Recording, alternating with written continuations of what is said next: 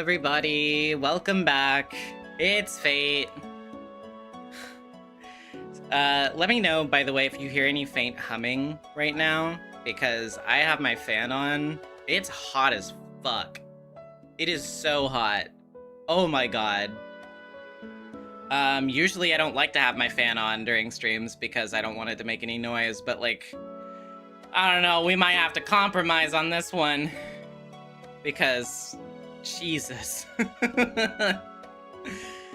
Sorry again for skipping out on last week. I felt really fucking awful for some reason. And to be honest, I'm still kind of having a rough time these past few days. I don't know. I'm going through it, I guess. Not to get personal or anything. Just, you know.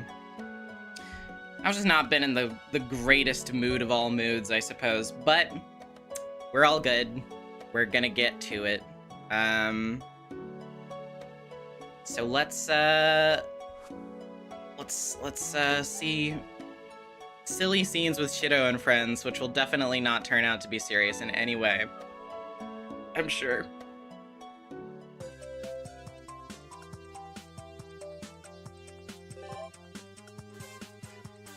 Okay. So let's see. We got some new at school, although, okay. I mean, we don't really have anything else going on right now, but I want to make sure, because I know that if I go to the school, I'm probably going to get locked into the school for a bit. Are we good to do that? Should we lock ourselves into the school? Or should we skip around it for now? I know we've definitely had some time to scrounge together the game plan a little bit more in the intervening week. Got some new stuff. You've also got some new stuff in the school once you're locked in. Gotcha. Then in that case, yeah. I mean, I guess there's not really anything else to go for, so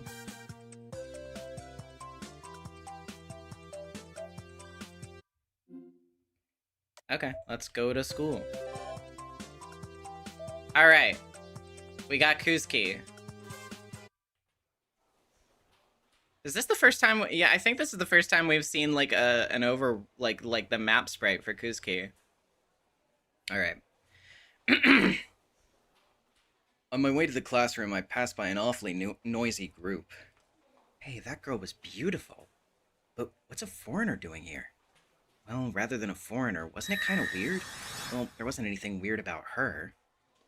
Chunky-sama with the 5, catching up on the last stream and going to start this right after. Happy Fate Friday. Only holiday I'm acknowledging this weekend. Yeah, true. Thank you. I appreciate it. Literally today, I ordered some food and somebody was like the driver that brought the food was like, have a good holiday. And I was thinking to myself, holiday? What holiday are you talking? Oh, yeah. The bad one. The one that nobody feels like celebrating. Right, yes, of course. Wonder if I was seeing things. I feel like her ears were long. I pause. I can think of a few candidates when people mention beautiful foreigners with features like that. Why would one be here? I wanted to ask more about it, but that group had already disappeared towards the end of the hallway. When I glance to my side, I find that Issei has also stopped. What happened, Issei? Well, I was a bit curious about what that group was talking about just now. Kinda a rare deal for you to stick your nose into that sort of thing. Well, it's just that what they were talking about rang a bell a bit. However, there's no need for me to worry about it. He seems to convince himself and walks off. I could have followed after him, but I couldn't help my curiosity. I guess I should ask. Boss, I've already looked into it. Whoa! Someone suddenly calls to me from the side. Goto, one of my classmates, makes an appearance. He's flipping through his student planner. Okay, so yeah, so it is just like a rando, gotcha. Seems he was watching some kind of detective show yesterday. The victim's characteristics are foreign and beautiful. According to the testimony of witnesses, she has a good physique, and their impression of her includes a lot of purple. Nothing is actually written on his planner. He sure is speaking all fancy, though. Purple? Is that about Ryder? No, I think we all know who this is. Goto, where can we see this victim? There's a witness testimony that the victim came from the entrance to the first floor hallway. Thanks. Please continue to discreetly investigate. I love how he just plays into it. He's like, yeah, okay, I'll get along with this bit. Sure, why not? I should look around the first floor hallway.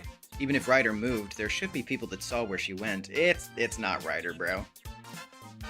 Oh, boss! You need to return soon in time for our meeting. The general manager will be mad if you're late.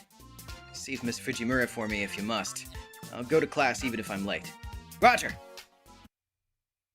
I go down the stairs, noticing Goto giving me a salute in the corner of my eye. And I find my goal almost immediately. To be honest, I even wanted to turn around and go back, but it leaves a bad aftertaste to ignore someone who needs help. Yep. Issei probably also realized it was about Castor. Boy, does she stand out. She's clearly not acting suspicious, but she totally stands out. She must not know exactly where she needs to go, as she's taking her time and checking each sign and room carefully. Castor. Oh, well, if it isn't it the boy from Saber's place? Castor is acting like it's natural, but I'm feeling uneasy. I hear unsettling voices around me saying things like, who is that? That's the third-year Emiya. Him again? Why does the universe side with him? Huh? Wanna off him here?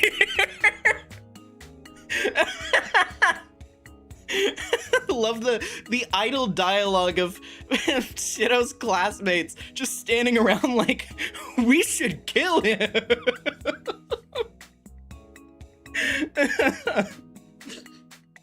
So, okay. Actually, that reminds me. I feel like I must have told this story at some point before. It was probably a long time ago. I've told stories on streams before, and I'm sure I've repeated them. Just bear with me. Grandma's gonna tell you a yarn for a minute. That's just what she does. So if you've been around this channel for a really long time, you'll know that early back in the day, I used to post these videos where it was me and a couple of my friends from high school, where we would play video games together. And I actually made videos like that with them before I even started this channel, even earlier. And so those friends, when we were literally in, I believe it was senior year of high school, there was a day, well, like, cause we just fuck with each other constantly, where me and Michael were walking behind Ryan, our other friend, and we basically, like, we were trying to get his attention, but he was not, like, evidently hearing us, so we just, like, started to very meticulously describe what he was wearing as, like, yeah, you ever seen that guy wearing the like, I don't remember what he was wearing, but basically, like, you know, the orange striped shirt and, like, the jeans and those brown shoes. Yeah, you ever seen that guy before? Like, just getting really specific, like, right behind him, like, speaking very loudly in this crowd of people, and then just being like, yeah, I hate that guy. We should kill him. Until eventually he cracks and slows down to our pace so that we can walk alongside him. He goes, can you not say that in a crowd of people? And that just, you know, reminded me of this. It was great. That's still a very fond memory that I have from school. I like to imagine that Rin does this to Shiro every time they're walking in the hallway. What are you doing here? Also, why are you dressed like that? What happened to, you know, the clothes you wear when walking around Shinto? I ask her in a hushed voice. You don't have to worry about that, boy. I've used magecraft to deceive the senses of those here. More importantly. What? Where's the faculty room? What is that foolish look on your face? Well, didn't it say on the information board at the entrance? Oh? Did she miss it? You're surprisingly naive when it comes to things like this. First of all, you've been here before, right? Why do you want to know the location of the faculty room? Excuse me. There are certain things that cannot be avoided. I don't keep track of every single little detail. Far too much work. Castor quietly says something a little interesting. I think I just saw a little into her true nature. Here. Sorry. What are you doing, Emiya? The bell rang. Oh, wait, sorry. That was still part of the dialogue. What are you doing, Emiya? The bell rang. Return to your classroom. Lord Soichiro. Mr. Kusuke silently sneaks up on us. Either class was about to begin for the first years, or he heard the commotion. I've come to deliver your lunch, Lord Soichiro. I see. That's a relief. It was hectic this morning. I apologize for not noticing that you had forgotten. No, the fault is mine. Mr. Kusuke accepts the lunch wrapped in a fancy handkerchief with both hands. The two stare at each other, sandwiching the lunch. Castor's passionate gaze is directed toward Mr. Kusuke. Mr. Kusuke's glance is directed towards his lunch. Castor, who looks down, nervously twiddles her thumbs before her. I thought it may be a bother, but what had been prepared will go to waste. I also didn't want to have to go buy food, but you to go buy food by yourself and be embarrassed. I see. I saw him happily eating bread stuffed with fried noodles the other day, though. My guess is that the lunch made by his beloved's not the same thing to the both of them. Today's side dish is grilled lotus root slices. Oh, the side dish that was on sale at Toyoetsu. And cherry tomatoes pickled in honey lemon vinegar, too. Yeah, that too. When I accidentally bought too much before, you still cleaned your plate, so I thought you liked it in particular. Yes. So do you or don't you like it? I can't tell anymore. Though I'm surprised that this witch of a wife was able to get all that stuff. The side dish section in Toyoetsu is always a primary target for housewives. It's always sold out first thing in the afternoon. Was she lining up early or something? By the way, Lord Soichiro, do you have some time to talk now? Mr. Kusuke nods. I see. So he didn't have class, he just happened to pass by. Taking the time to praise the seiyus here, I love whenever Castor's VA fawns over Kusuke. She'll often go over the top with it, and it's great. That's cute. Actually... Castor's glare pierces me before I even realize it. What, boy? If you're done with your business, move on. Well, I have class. Then be off with you. No need to stand around mooing about it like a cow. Fine. Yeah, fair. I'm the one who stopped her. But you don't have to hurt my feelings. Go on, shoo. Castor aside, I should go back before Mr. Kusuke glares at me. Lord Soichiro, since I'm visiting your workplace like this, I figured I should greet your colleagues. Where's the faculty room? I will show you around. Mr. Kusuke turns back. Oh, but silly me, so distracted with lunch that I didn't... Oh, wait. That has to be her, right? There's no quotes, unfortunately, because Aniplex loves to fuck me, but yeah, exactly. Oh, but silly me, so distracted with lunch that I didn't bring a single refreshment. Let me do so next time. It's not a problem. There's no need to worry about it. Okay. Then, if you insist. Castor follows behind Mr. Kusuke like a love-struck girl, blushing all the while. She fixes her hair as she follows as well. I'm struck by how badly she wants to make a good impression for the sake of her husband. To think that Castor's finally making her faculty room debut. Now I'm moving. It's enough of a treat having a topic like a beautiful wife reveal. Right? It'll be the talk of the town for the week ahead. I mean, I try to turn around, but my head's fixed firmly in place. Tiger claws dig into my skull without mercy. You know, young man, as a teacher, I cannot abide by you skipping class. Your life and future are far, far more important than some rumor about a woman. Goosebumps rise across my body as her menacing words make their attack. No, this is only... your grip! My skull cracked! Someone help! Police! Your head hurts? I have a question, General Manager. What? What about Goto? He was supposed to cover for me. Fool, he died. Goto! Taiga Fujimura returns to her classroom. I'm taken away to the bloody slaughterhouse known as the classroom, wriggling like a suffocating bonito.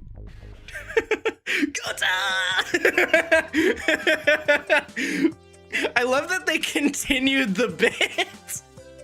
What a fucking nerd. That's so good. Bad. Yeah, we died there. Okay, shit. There's literally nothing to do here, so I guess we'll just go to after school.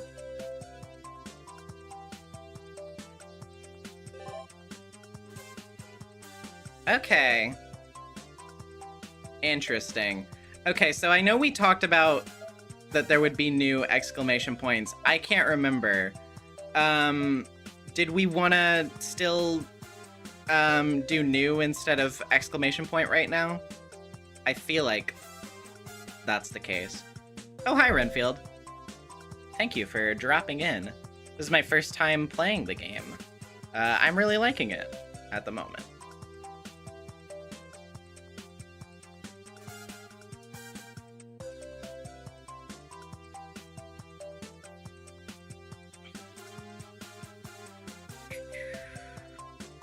There's one exclamation point scene we should save for the end of stream, otherwise we can do exclamation points for now, no problem. Okay, cool. Then in that case, yeah, you know what, why not, we'll throw it a bone. We can get Fujine later. I worked hard today. Man, I'm tired. The lights are on at the house. Everyone must be back home by now. I walk back home for no reason, but it's pretty cold once the sun sets. For now, I should eat dinner, take a bath, and rest my body before I think about what to do. Shiro, welcome back. Oh, hey Saber. Are you going to go out right now? No, I was waiting for you to return. That explains it. I'm a little taken aback. It's kind of an unexpected picture for her to be so diligently waiting. You're the owner of the house. I think it's only right to welcome you back. Is it odd to want to show my appreciation for your efforts?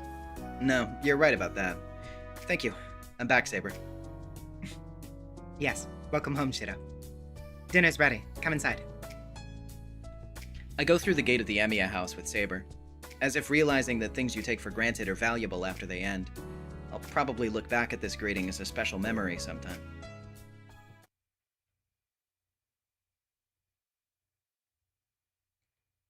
Yeah, okay.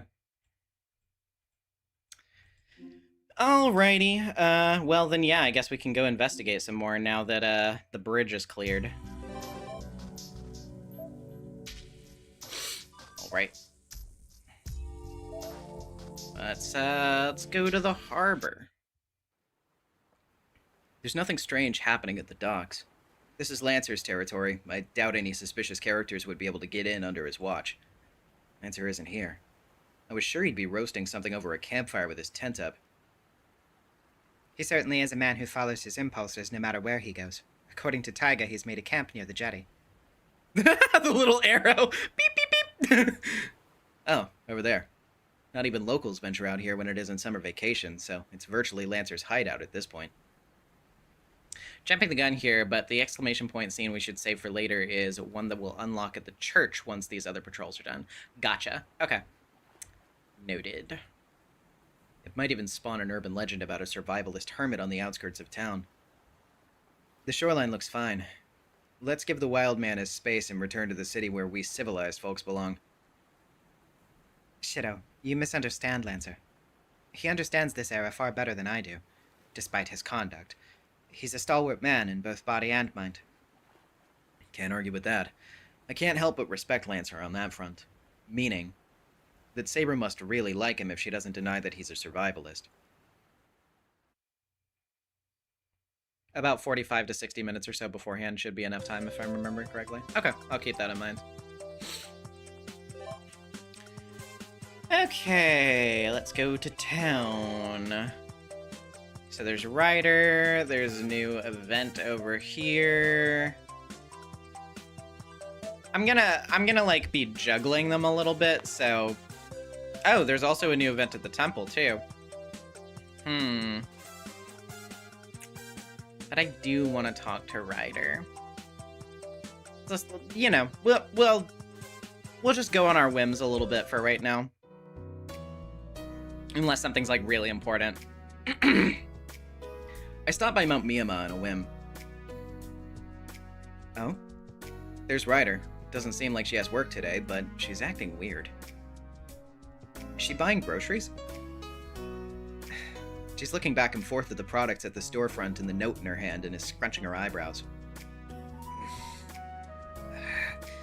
She's sighing. It seems like the lady can't help but be curious about Ryder, too. I feel like Ryder's shopping won't end until the sun sets at this rate. Hey, Ryder, are you troubled by something? Is that you, Shiro?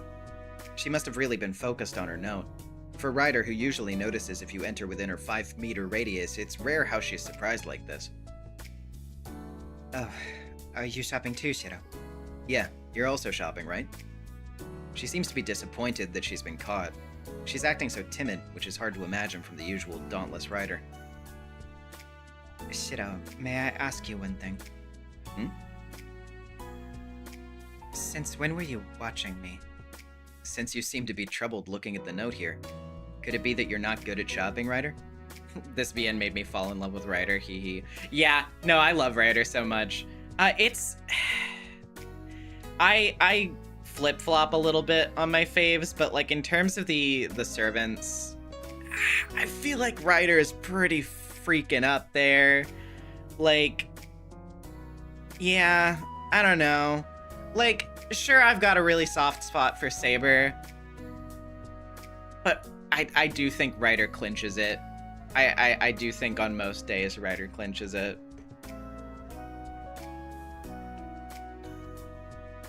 You couldn't possibly say that she's good at it after watching her. Ryder stares at me and drops her shoulders. No, it would be easy if it were just a light bulb. Come to think of it, when the light went out the day before yesterday... Oh, wait, that's... Whoopsie, I missed the quote.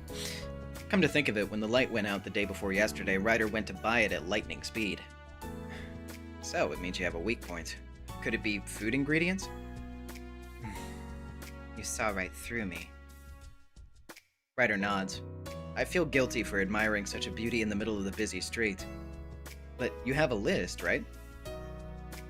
Yes, Sakura told me what I need to get. It shouldn't be hard if there's a shopping list that... Oh, God damn it, I did it again. Sorry. It's not even Anaplex's fault for that one. It's just me. It's my eyes. It shouldn't be hard if there's a shopping list that Sakura, the current leader of the kitchen, made. Oh my god, Streamlabs is doing that fucking thing again where it's getting its automated messages out of order. I'm gonna have to, like, fix that particular message so that it doesn't run over into a second one. It's so annoying. It's this, but... Ryder shows me the list. It says 2 heads of lettuce and chicken in Sakura's neat handwriting. Oh, it's easy if you have this. It must be easy for you, since you cook.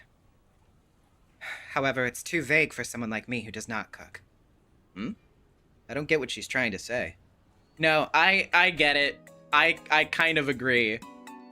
You need to tell me, like, what specific type of chicken you want. Like, am I getting, like, diced chicken? Am I getting breasts? Am I getting thighs? Yeah, like, you know, what am I getting? Don't just tell me, get chicken. There's too many types of chicken. Well, for example, if it's a tomato... Ryder... Oh. Well, for example, if it's a tomato... Ryder points at bright red tomatoes that are 312 yen for 3 and 530 yen for 6. If I were to choose, then I think I'd get the 6-pack. There won't be enough for salad if I don't have that much. But somebody who doesn't cook wouldn't know that, yes. There are differences in the producing area and price, but it's hard for me to decide which one Sakura would prefer. Isn't the one that's cheaper by unit 5? We aren't that particular when it comes to tomatoes. Tosaka seems to have her own opinion, but I bet Sakura isn't like that. Tomatoes and lettuce are still fine. When it comes to potatoes, there's barren potatoes and... Wait. Yeah, I got it right. And May Queen potatoes, so it makes me troubled not knowing which food she plans to use them for. If this was meat, then there's homegrown and foreign grown. Even within homegrown, there's Wagyu and brand name, plus there are ones where the price per gram is mixed, when there are sale items on top of that, I become stunned. I see. I totally get your worries. In other words, it's hard for her to come up with a strategy for shopping when she doesn't have the vision for cooking. Whether it's going to be steak or stew today, unlike me or Sakura who think of that and can change our strategy, it must be difficult for Ryder to guess what the intentions of the upper management must be as a shopping soldier. A shopping soldier? I'm glad you understand, Shido. You must be having a hard time.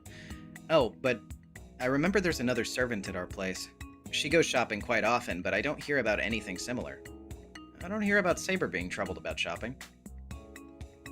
Excuse me, but there's a big difference between me and her. What kind of difference? She has a very big appetite. That's why she makes decisions when shopping on a different level. To choose something that looks delicious. Oh. Simple's best. That's right, Saber's as honest and straightforward as someone splitting bamboo. Of course, that includes the straightforwardness of not taking price into regard. Should I ask Sakura to make a more detailed list next time? I had her do that once, but that also caused different problems. I bet Ryder must be debating intensely whether she should buy something that differs from the conditions of the list. If I try to take drastic measures to resolve the situation, that would be... You should learn how to cook too, Ryder. If you do, then you'll find your own kind of answer. Even if I start learning how to cook, I do not have the confidence in my palate, so I will not be anywhere near as good as you two. Sakura also tells me that I need to learn how. Sakura must be thinking of her as a girl. There's no conviction, even if I tell Ryder to learn how to cook. Alright, got it. Putting aside whether you'll learn how to cook or not, I'll keep you company. I have some time anyway. Are you sure, Shido? Yeah, I also use the things in the refrigerator, so it'd be better if we bought it together rather than separately, right? Besides, I'd also be able to teach her detailed techniques if we go shopping together. How to choose vegetables, meat, when to aim for the sale, etc. There are a lot of things that would become easier just by knowing. I'm glad. I appreciate it, Shido. Ryder stretches and bows politely. I'll definitely return the favor another time. You don't have to be that formal, it's just shopping for groceries. How troubling. I'm a bit embarrassed. It's rare to be depended on by such a timid Ryder. What's wrong? Your face is red, Shido. Nothing. Could it be that you're blushing like this when you go shopping with Sakura, too? I said it's nothing. I mean it. I hope so. Then let us get the things that are easy to reach first. First is vegetables, but... Got it. Let's get moving.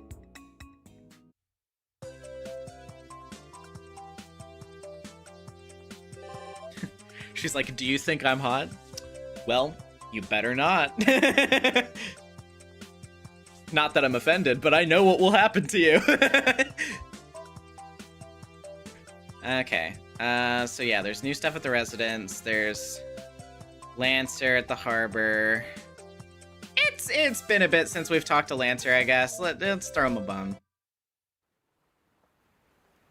There's a familiar face at the port. Well, Lancer could show up. Blah, blah, blah, blah, blah, blah, blah. We've done that. What is he doing? The sky's clear. The strong sunlight numbs my senses of the seasons. The sea breeze brushing against my cheeks feels good, and the cries of the black-tailed gulls ease my loneliness. A perfect location that brings no complaints. Fuyuki's port would be a breath of fresh air for an old man who enjoys afternoon walks or an athlete training for a marathon. However, because of these two polar opposites, there's a hostile atmosphere. What?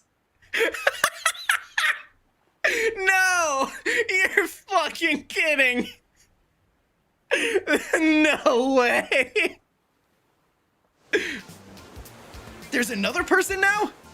Behind Lancer, that man in brown with a reliable back that shines is without a doubt a new person with a lot of free time. 16th yellowtail cod. This is a good fishing port. I can catch fish in an interesting way. By the way, how many of you caught man behind me? Oh wait, okay, yeah, that was him.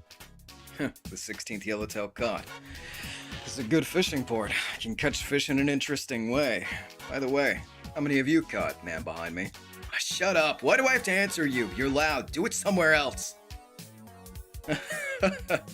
You only have 8 mackerels so far? That must be the most you can do with an outdated fishing style. The 17th fish caught! Caught refers to fish being caught. It is not unlike hit, bingo, or cobra.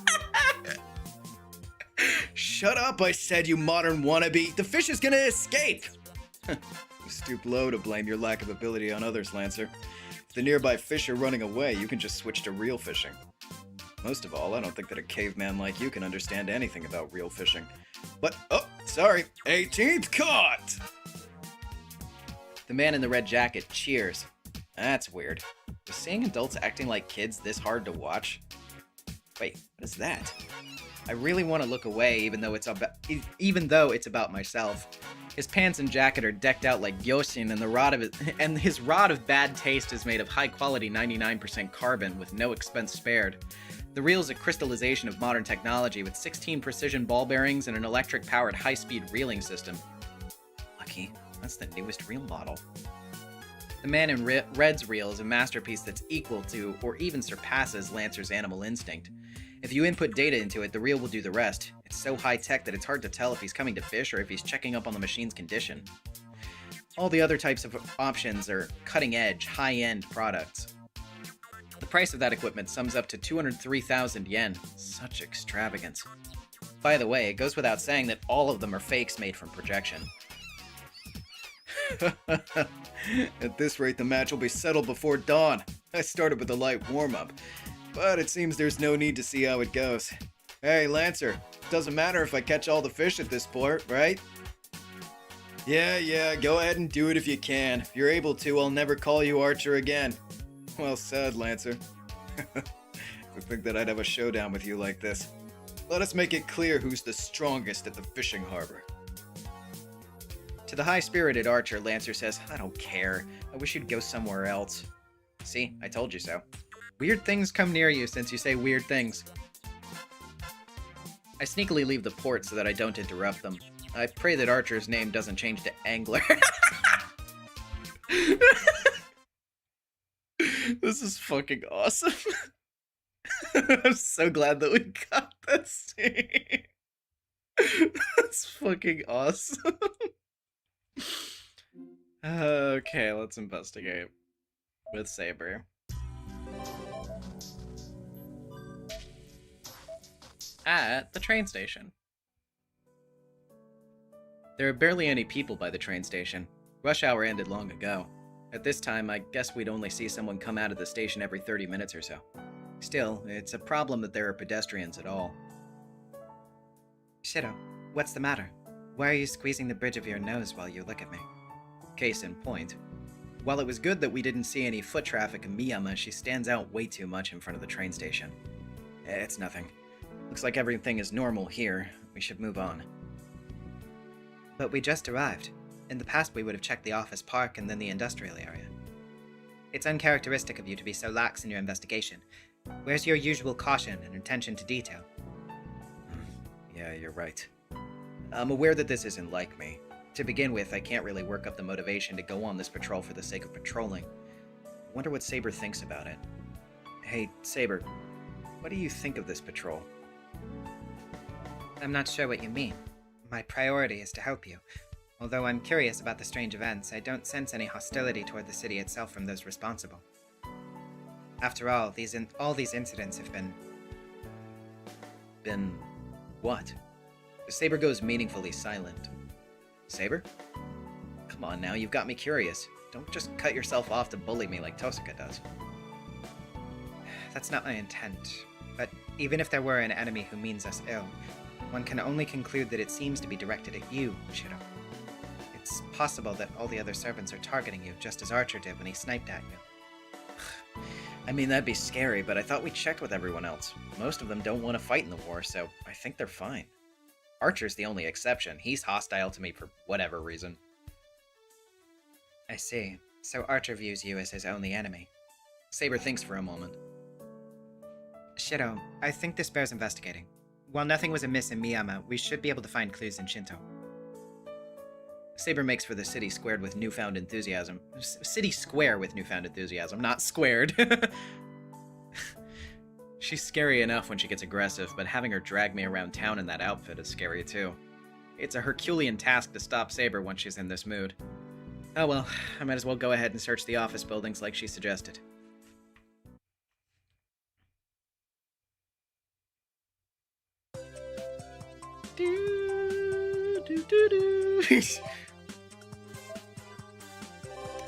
Okay. Let's go to the mansion. What's going on over here? I get to a hidden mansion that hides in a high place in the outskirts of Shinto. I know there isn't anything, but just in case, I want to investigate it one more time. I left right away last time, so I should take my time today. I'm well aware that this is trespassing, but I wanted to see the inside of the mansion for a bit without needing to rush. Both the Tosaka House and Mato House are magnificent mansions, but I've never had any emotional attachments to the buildings themselves. However, I like this mansion for some odd reason. While being luxurious, the modest make hits the spot for architecture enthusiasts. If it's this mansion, it would seem fun to work as the manager as a part-time job. It's an interesting way to put it. Because, yeah, I mean, like, I guess my biggest problem, personally, with, like, really fucking big houses is just that there's always, like, it's opulent to the point where, like, it's excessive.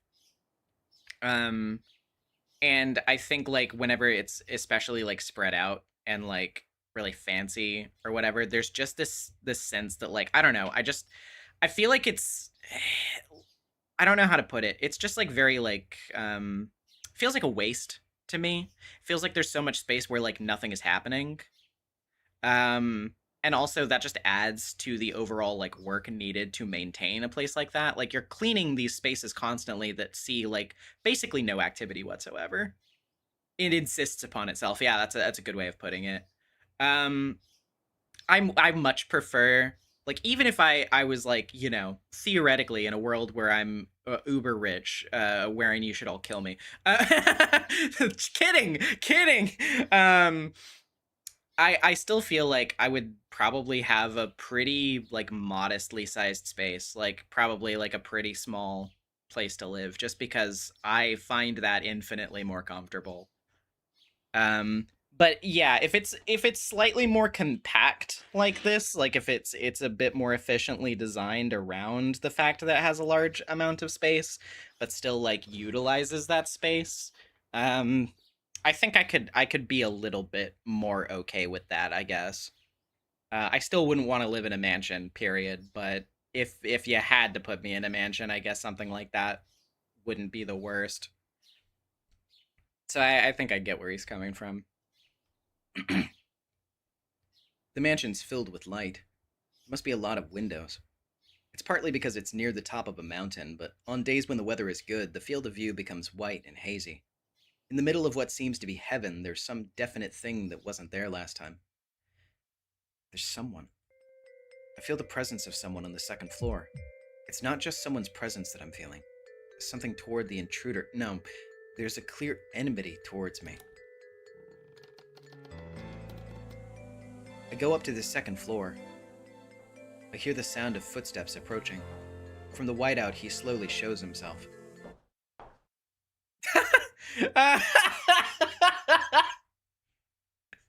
So, it's your stupid face. Jeez, what a waste of energy. Jeez, what a waste of energy, Shido Emiya. That's my line. I got nervous for no reason. Why are you here, Archer? For what? Did Tosaka get fed up with you and kick you out? You have good instincts. You're not necessarily wrong. I couldn't finish the work that the owner asked me to do, and I haven't been able to go home satisfied these past few days. However, your speculations sounded credible. I see. Being in a dilemma of not having a place to stay and running away probably isn't someone else's business. Wait.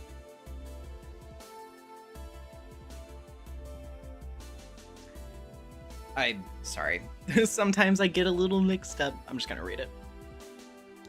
Worries that you hold about the future will involuntarily come out of your mouth. Narrow down your target like a man while you can still decide on your course of action. That's none of your business. Stay out of it. Okay, yeah, I was right.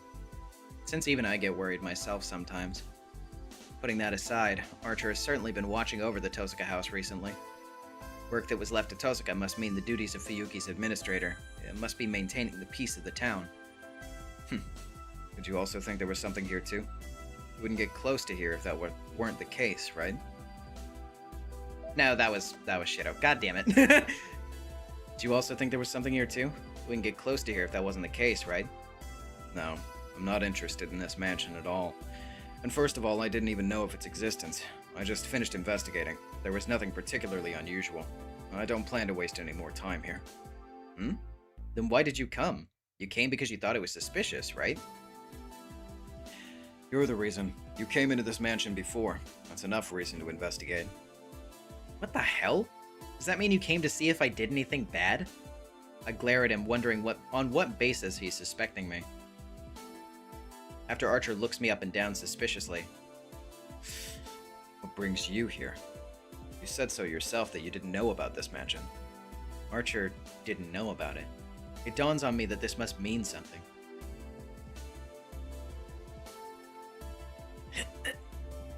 I'm dazzled by the bright sunlight that shines. Whatever. It will eventually become clear. Either that or I was expecting that there would be some kind of lead here, but it seems like I was wrong. I suppose I can't gather all the evidence by myself. Archer heads to the hallway. Oh, yeah. The owner of this mansion passed away 60 years ago. The owner's name is Edelfelt. Apparently it's a distinguished family of mages from a faraway foreign country. Edelfelt? I feel like I've heard that name before. Haha! Interesting, okay. Well then, I don't know what you came to look for in this mansion, but let me know if you find something new. Let's see. My theory would come to life if you discovered a corpse or something. He leaves with sarcasm. What the hell is wrong with him? As if I'd tell him even if I found something. I return the usual parting shot and start investigating the mansion. Well, seeing as Archer couldn't find anything after investigating, it doesn't seem like new evidence will come up no matter how much I look.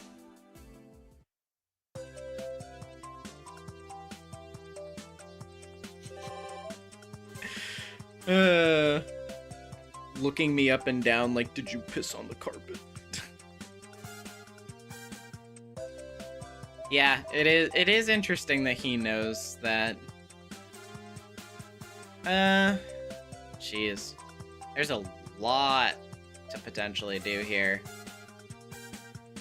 So, who's at the residence? Oh, really? Okay. At the temple? Okay. You know, I vote for Himuro. Yeah, I mean, I like Himuro a lot. Yeah, fuck it, let's do it. I'll hold back the urge to buy both tissues and toilet paper at the same time. It's not too heavy, but it'd take up one hand. Plus, the war trophies from the grocery store and the butcher's are piled high in my arms. I should have brought someone along to help hold things. Ryder's dependable when I have a lot of things to buy. Although there's the problem that she can carry so much that she gathers attention at times. Well, at least I haven't gone to the tofu shop or rice shop. Those are heavy, so it makes me want a backpack. As I'm wondering why shopping for groceries is always like the post-war Reconstruction period. What a fucking description, Shiro. Oh, there's a rare person in a rare place. Kana Himuro from Class 3A, also known as Miss Himuro. She's the high jump star in the track team and has this unique flair to her. She's looking over here. Yo, what a coincidence, Himuro. Good day. Come to think of it, this is your home range. I nod. Tosuka tells me very strange things, like that Himuro has nothing ordinary about her, but she's ordinary. I see. So the rumor seems to be true. What kind of rumor? The sole rumor that you're a homemaker. Don't worry, the rumor's been going around since we were second years. The way Himuro tells me this sounds as if she's trying to say that it's too late. She's not wrong, but I feel like being the subject of that kind of rumor is beneath a man's dignity. It's not wrong, but it's gonna turn me into turn into me raising a child eventually. I think it suits you. For example, Yukika is a good person that takes care of her little brother often. You're also a good person, so you must be good at taking care of kids too. I'm the same as Saigusa, huh? The track club trio of Himuro, Saigusa, and that Makidera. There's a problem with the ringleader, but her friend Saigusa is a guaranteed good girl. So, are you shopping, Emiya? You're working hard. I have a lot of mouths to feed, so we won't make it on time unless we all go shopping. There's usually 3 people, and when it increases, it becomes 6 people at most. I need a strategic way to shop, unlike the past. There's that many mouths to feed at your place? Yeah, plus there's about 3 that eat quite a lot. I decide not to reveal their names for the sake of their reputation. Let me just ask, how many cups of rice do you cook at a time? 7 cups? We have to make lunch, so I easily cook that much. I mean, that's a normal amount for 6 people. Wait, why is she looking at me with so much pity? Is your house a training camp? It's something like that. A lot of people started living there before I'd even realized. So you're feeding all of them. That's a lot of work. It's a lot easier than only making my food. In the past, I'd be eating by myself when Fujine and Kiritsugu weren't home. Compared to that blandness, it's much better when it's lively. You know, I honestly kind of get that. I feel like I have a lot of trouble motivating myself to cook when it's only me that I'm cooking for, but if I'm put in a situation where it's like I need to cook for several people, it kind of puts the impetus on me a little bit more to be like, well, if I am a lazy piece of shit about this, then it's not just me who's going to be like, well, I'll just grab some chips or something because I hate myself. It's going to be several people who don't have anything to eat, so, you know, it's just a little bit easier to motivate yourself to do it at that point, I think.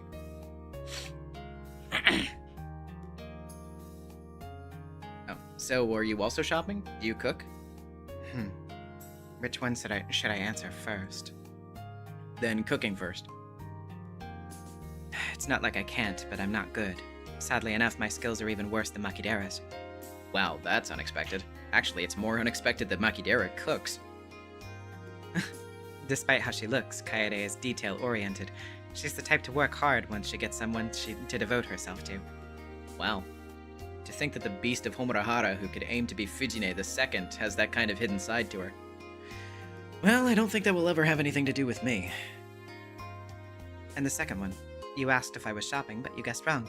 It's a nice day out, so I'm just taking a stroll. Oh, really? That's rare. Are you referring to me taking a walk, or me running into you? She interjects without giving me any time to take a breath. It's very much like Himuro to shoot off rapid-fire questions without needing to pause. Both. To run into you alone, and I also didn't imagine you'd take a walk if the weather's nice out. Thought so. I admit myself that it's rare for me to get out of my apartment without any purpose. I must have gotten into the mood where not having any purpose is my purpose once in a while. Himuro starts walking around.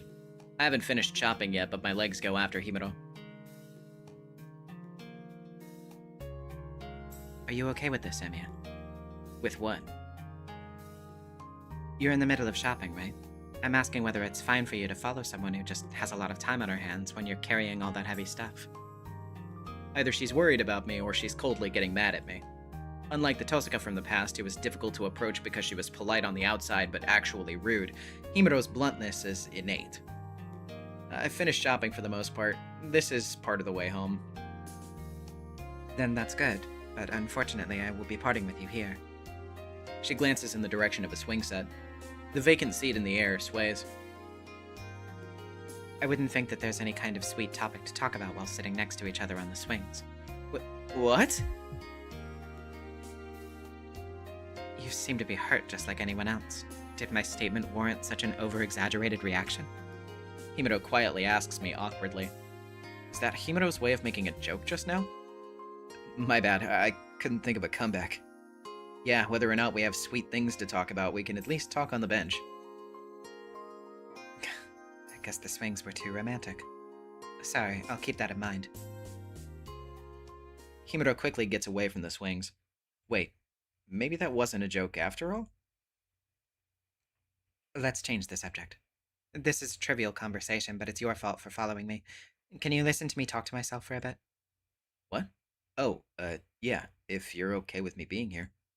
I fix my posture. I accidentally made fun of her, so it's the least sincerity I can show. Thank you for listening. But even then, it's not a big deal. It's simply the question of what on earth happened to myself for acting on such a whim. It's like... I don't know. Yeah. Am I really the person I was yesterday? Or such? She says some interesting things. There are people who question this situation, but there aren't many who'd question the people that they were yesterday. Wow. Is there some abnormality that can't be expressed and can't be seen with the human eye or something? An abnormality. Yes, that's correct. I have the impression that I can remember what happened up until yesterday, but it's slightly different. But the basis is the same, so there's no way that would cause problems. That's why maybe I'm the one that changed. I thought that when I woke up this morning. It's like you turned into a caterpillar once you woke up. I don't think I'm that sensitive. Besides, it's not visible to the human eye, but I can express it in words. I can clearly tell what's abnormal. That's a surprise. The abnormality is an abnormality, since it can't be grasped. It seems like she can express what's different in words. Like what? It's very hard to say, but... Hey, Emiya, were we able to talk this comfortably? In fact, like... See what I mean? You know. Like lovers. Miss Himuro murmurs. My consciousness that was nervous loosens up all of a sudden and crumbles. This is rude to the girl in front of me, but surpassing feelings of surprise, I couldn't help but admire the power of the girl's girlishness. What? Why are you covering your mouth? I'm talking about serious stuff. I didn't say anything funny. No, that's not it. I'm not laughing because it was funny. I want to seriously applaud Himuro. Never mind, it was foolish of me to talk to you. Emiya, forget about me immediately and continue shopping for the mouths you have to feed. I'll stop doing things that are out of character and shall go back to my seminar apartment. This is very interesting. In that, like, okay. Because obviously I know, like, part of what she's kind of getting at is, the whole, like, the time loop thing. Because I have noticed, too, the feeling that, like, even though we're constantly going through the cycles of the same few days, a lot of the development of the conversations and, like, the relationships therein still kind of carry over.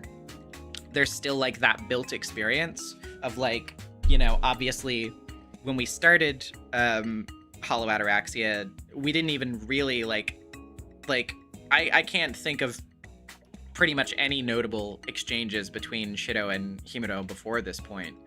So obviously there's that build of, like, they've gotten to know each other more, so they're a little bit more open, you know, they're having these conversations, you know, that kind of thing.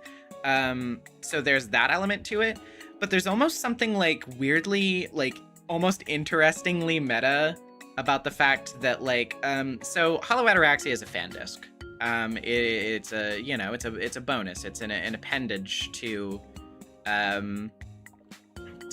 the original Fate Stay Night.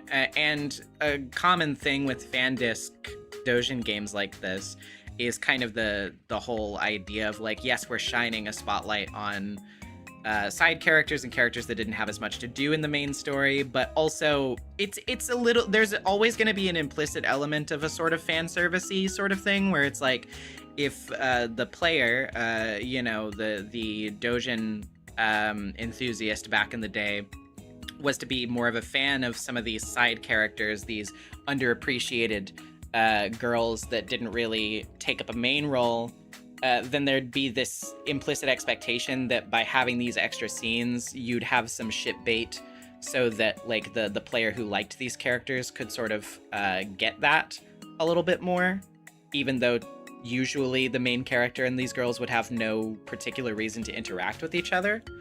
So I think it's really interesting that Himuro is, like, not only noticing sort of the weird, like, circumstances by which the game is happening and, like, kind of interrogating that and the way that her relationships are changing, but also directly asking herself, like, why do I feel, like, closer to you specifically?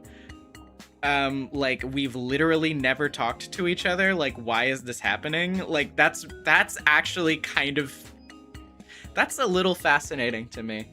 I don't know if I'm just, like, overthinking it, but, like, it's just an interesting thing to think about for me. Huh. Yeah. It's very funny you're bringing this all up. That's all I'll say for now. Oh boy, okay. I mean, she literally says, I'll stop doing things that are out of character. Like, she's literally acknowledging the fact that she usually has a specific character, and then she's acting outside of it. That's interesting. That's really interesting.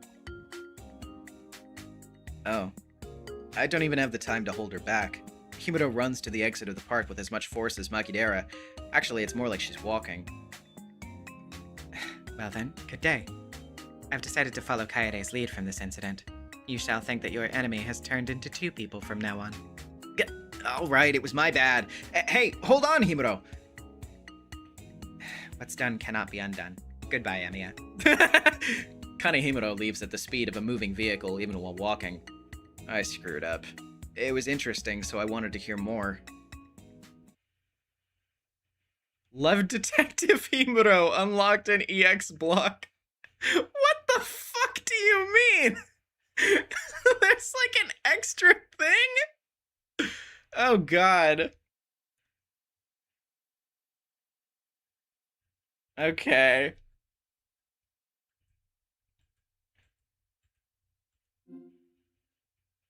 Okay.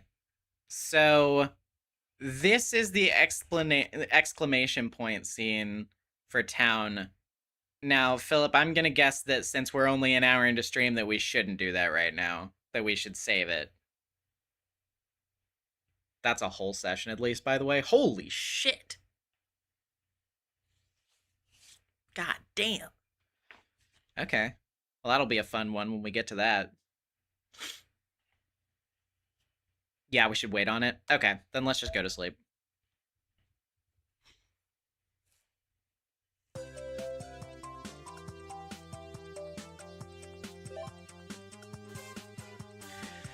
Okay, we have Saber in the shed. You have outskirts, school. Oh yeah, I mean, I guess we can just go to the castle again to continue doing castle stuff for a bit. Yeah, let's just keep doing castle stuff for a bit.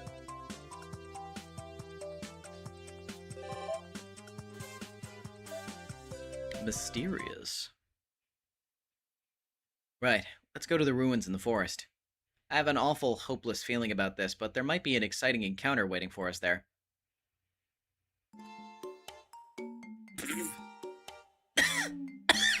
I can't believe she blew herself up. Damn you, Gym Shorts. You're one hell of a woman. Here lies the death of Taiga's dream. See? It's completely ruined the moment, but she's still here on our boring side of the world. But I digress. Well met, young one. Is it what I think? Are you here to see someone stronger than me? I've had just about enough of this bloody business. Aren't you that sergeant from earlier? That's a hard no. I'm the Quiz Fiend, the legendary Quiz Fiend who lives here in Quede Pass. Philip with the 8. The Eclipse scenes are a holdover from the original version, as it's where those scenes were located. Now it's just the 2 non-H scenes that existed. Okay, interesting. That's that's very funny. This is getting out of hand. Does it all stem from the disaster with Tosuka's jeweled sword? Something even worse than radiation might be pouring out of the Ainsburn forest. You there, stop looking so fed up with life. When in Rome, do as Romans do. Now that you're here, you have to play with me. Of course, I'm not asking you to do it for free. If you answer everything correctly, there will be prizes that'll make your daily life easier. I've got loads of prizes in stock, like washing machines that make delicious rice with the push of a button, washing machines that clean all your dishes with the push of a button, and washing machines you can play the latest video games on. I don't believe you. Also do not want.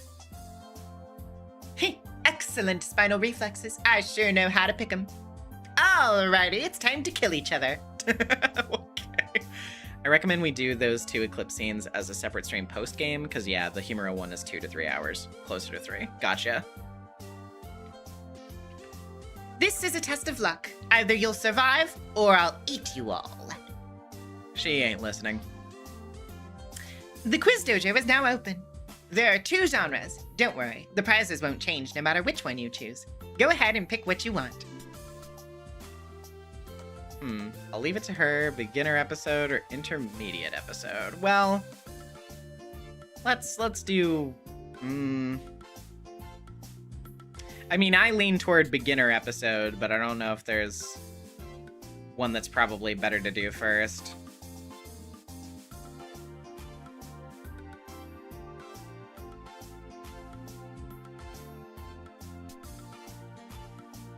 Remember how they said the town potentially became a place where all possibilities of Fuyuki converged? That includes Tiger Dojo Taiga, so here she is. Oh, and okay, yeah, I don't even think I picked up on that thought, that it's like, oh yeah, she's like a separate one. That's actually very funny. I'll leave it to her as very funny. All right.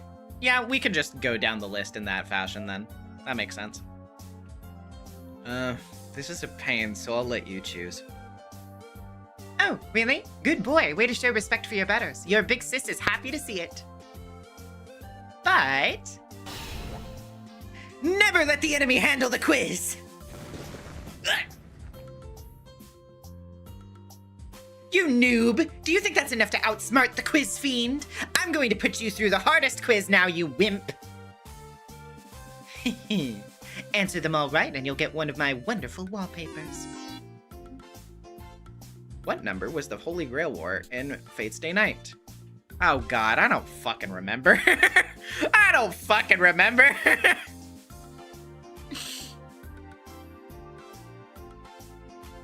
Oh, jeez.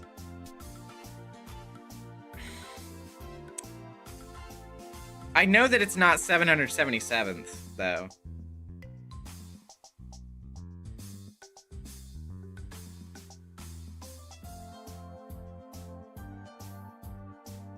A line kid I had at the very start. Ah, well, okay. It's just the chat just is helping me cheat. All right, 726.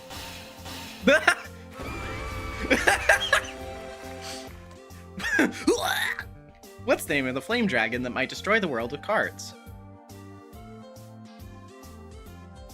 What? I don't... Were we told this at some point? I guess we probably were, but I also don't fucking remember this at all.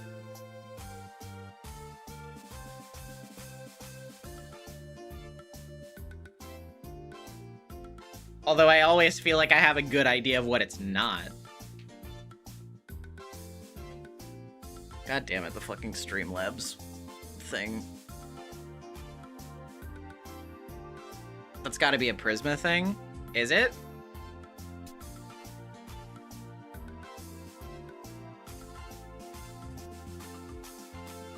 Not me saying the answer, I just find the name of papaya funny. Oh, yeah. Yeah, going down this choice is mean. Fuck. I don't know. I think you get this later, pick and pray. Okay. Then yeah, I guess I'll just...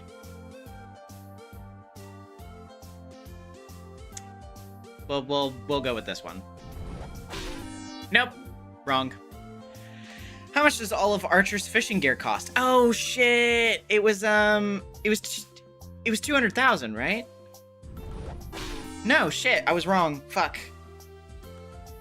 Which of Saber's parameters isn't rank A when Rintoska is her master? Fuck. How am I supposed to fucking remember that? It's been so goddamn long since then. I don't remember shit. Although, I mean, it's Rin, so...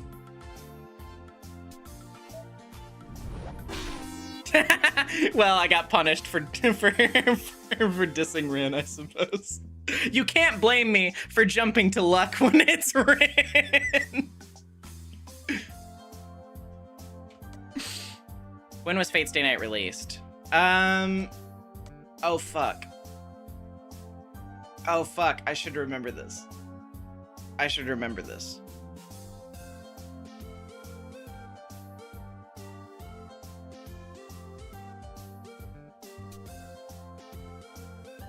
This is why you always read complete materials. Listen, I'm fucking...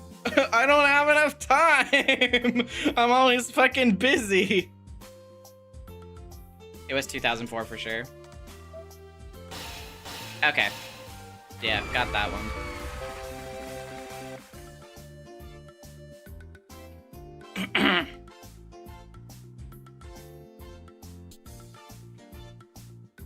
It was released exactly when it takes place. I remember looking it up. Oh, yeah.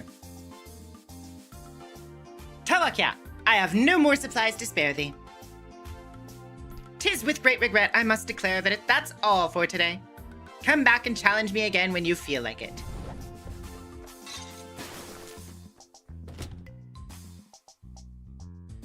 She's gone.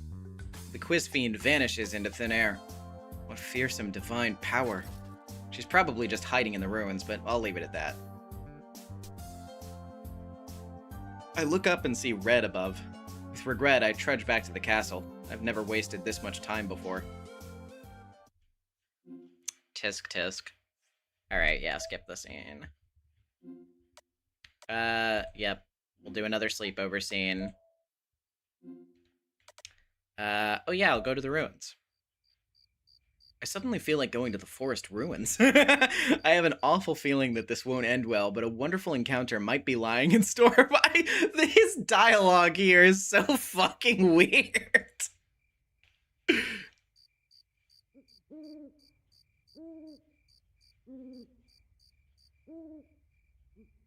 Good evening! Hello! You're up damn late! There she is. If you're still not sure who this is, then it might serve you to visit the ruins before sundown. And here we are. Behold the 7th factor that will evolve humanity, Quiz Dojo Advanced. Tonight's prize is a hot spring bath. No more cramped fiberglass bathtubs. This is a heartwarming gift that will let you stretch your legs. By the way, you can choose from a bunch of different benefits, such as improved metabolism, household safety, or prosperity via mobile bomber ferry. Ooh, sounds sketchy. I clap. Hot springs bath my ass. The best this quiz fiend can do is remodel my bathroom, probably. Hot springs sure has a nice ring to it, though. Her sheer pluck was enough to earn a round of applause from me. Blessings be upon you, faithful one. There's plenty of happy, embarrassing events in store if you answer every question correctly. Baths are the heart of Japan. Baths are naked and sexy. When you accidentally go in when a girl's already inside, things get wild. Woohoo! Okay. But such a utopia can't be allowed to exist! Let the final battle begin! You there, pervy kappa, if you want to live a normal life, just try and beat me! Taiga Fujimura is the heroine of this fan disc. Anything else is inconceivable. That's enough for...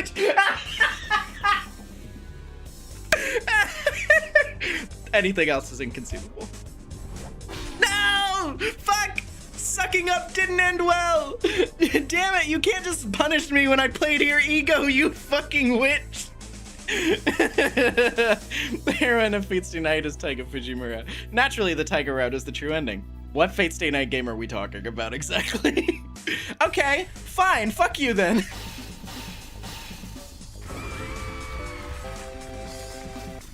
It is the era of Taiga Fujimura. Naturally, undoubtedly. On the contrary, the times have finally caught up to her. Hey, a girl can dream, right? I feel like the passive aggressive answer is really funny, but it feels like we just have to like. I don't know. I'm gonna be mean. She's gonna hit me for it. Yep. Fate Night contains a secret 4th route. Fujine's heart-pounding honey 7th period class. That describes all the time, not just 7th period. I love like the favoring answers are just like basically worshipping her. Even more secret than it is the syrupy 8th period class. There aren't any schools that hold 7 periods anymore.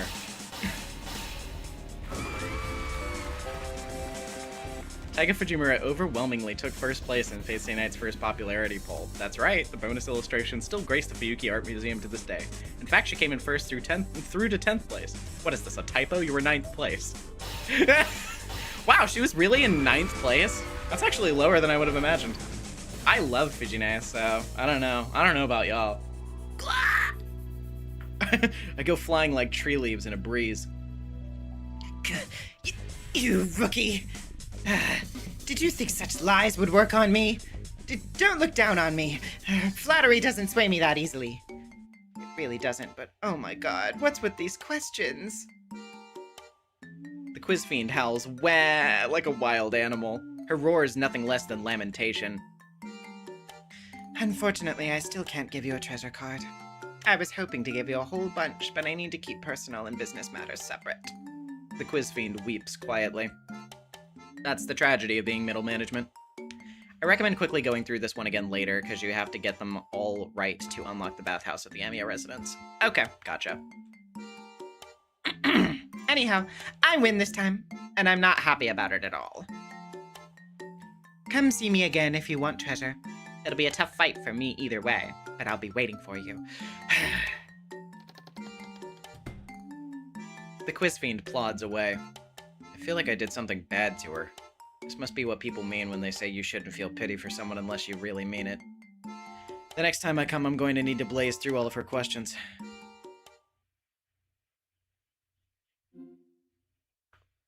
Alrighty.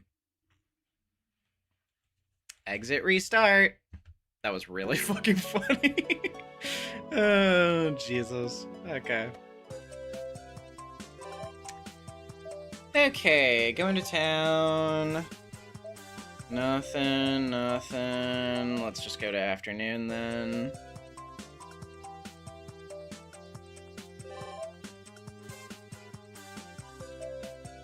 Okay, let's go back to the residence. Let's talk to Saber. Hi, we're home. We're home, Shido. Hey, welcome back. Our family glutton's returned. She's holding an unfamiliar paper bag. We went to Shinto. Yeah, it was worth taking Saber around town. Everyone gave us so much free stuff. But you only took her to weird places again. You're so hopeless. That's not very nice. It feels like everyone always gives Saber credit for everything good that happens and blames me for all the bad stuff. Let's go, Saber. Shido doesn't understand how girls think. Just leave him to clean the house until the sun goes down. Taiga? Shido, we're, It's fine. I wonder what you did in Shinto. Oh, it's fine. I wonder what you did in Shinto, though. I'm curious about that paper bag. Should I coyly try to find out once I finish cleaning the entrance? I'm going to interrogate her. This is what I need, yeah. I'd placed 3 enticing gifts on the bare desk. A pork cutlet bowl, a freshwater eel bowl, and ramen. But lunch is long over, so I prepare some tea and chocolate truffles instead. Those 2 probably went off to Saber's room. I heard them making noise in the hallway. We're home. Excuse us. Oh, okay. Oh, Ryder and Sakura are back. I didn't make enough tea for everyone. I'll just have to make Sakura and Ryder share afterward. Hey, you two! I made tea! I move fast. Just like always, I slip into the room and close the door. It's practically a miracle that I don't drop the tray. Sorry, Saber. My bad! My paralyzed brain reacts mechanically. I try not to drop the tray. I reach for the door as calmly as possible. I should have knocked. I'll leave now. Please wait. I was about to put on a swimsuit. We went to Shinto today to oh, wait. God damn it. We went to Shinto today to shop for a swimsuit. Taiga took me to see many shops, and the clerks complimented how I looked, but I'm still not confident and want to see how I really look. Well, sorry to interrupt. I'll be sure to knock next time. So, I wanted you to see how I look in it, too. Okay. Well, let me know when you finish changing. Sometimes life calls for white lies. A strategist is always ready for the worst. Oh, shit-oh. I feel like with those kinds of choices, you are bound for hell either way. You are going to put your foot in your mouth one way or another, bro. What are these fortune cookie choices? Literally. Um. Oh. Hey, sorry about that. The stream blipped for just a second. I hope it's fine. Let me know if anything... good thing it did it there, and not anywhere else. I'm gonna go for... Sometimes life calls for white lies. I set the tray down and get ready to retreat. Yes, Yes, thank you for the tea. And for splurging on chocolate truffles. Oh, Fujine was in a bad mood, so I meant it as an apology. Wait. I hear several sets of footsteps. Rather than passing by, they stop in front of the room. Saber, can I have a moment? Oh, sorry. I thought that was... what I thought it was like Taiga sneaking up to peek, and then Shido being like, hold on just a second, I'm gonna destroy her. But actually, no, completely different situation. Shido's going to be the one dying here. Saber, can I have a moment? Sakura! Oh crap, this situation is getting very interesting. Saber, Saber, your shopping is mixed in with these bags. And if Ryder is here, it's gone from interest. Oh. And if Ryder... Oh, okay, that was... God damn it, sorry. Saber, your shopping is mixed in with these bags. And if Ryder is here, it's gone from interesting to terrifying. An instant of eye contact. Nothing needs to be said. This is the only chance to escape. I hide in the closet. It's a cliche that I've seen in any number of things, but the only place a grown person could hide. I'm coming in, Saber. I'm not surprised that she's speechless. Who wouldn't be after being greeted by a naked person?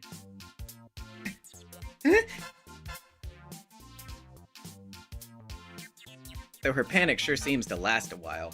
Sakura examines Saber from every angle as if she were a museum exhibit. Saber could put on some clothes already, but remains naked.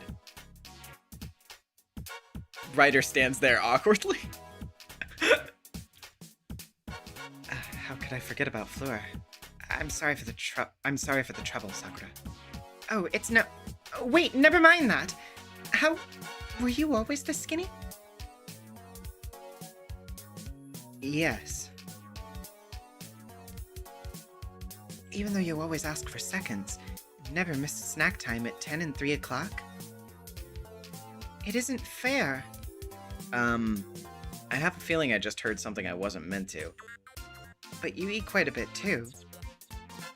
I'm not jealous that you eat a lot. I mean, I do like eating good food. But I always worry that I have to go on a diet. We're doing this shit again. I always hate when they do this shit. Sakura, with your leave, I'd like to offer some advice. Is there a hidden trick to it? Food tastes better when you're not worrying about it all the time. But I can't eat that much! Sakura doesn't look fat to me, though. Girls are complicated. Look, your upper arms don't have any flab on them. Your stomach is firm and tight, and I can see the faint outline of your ribs. That's... Have you mastered some secret English dieting technique? Yeah, the secret English dieting technique is that the food's bad. Or have you secretly been doing aerobic exercises every day? I feel like anyone but you should be saying that. No, Sakura, I simply don't gain fat.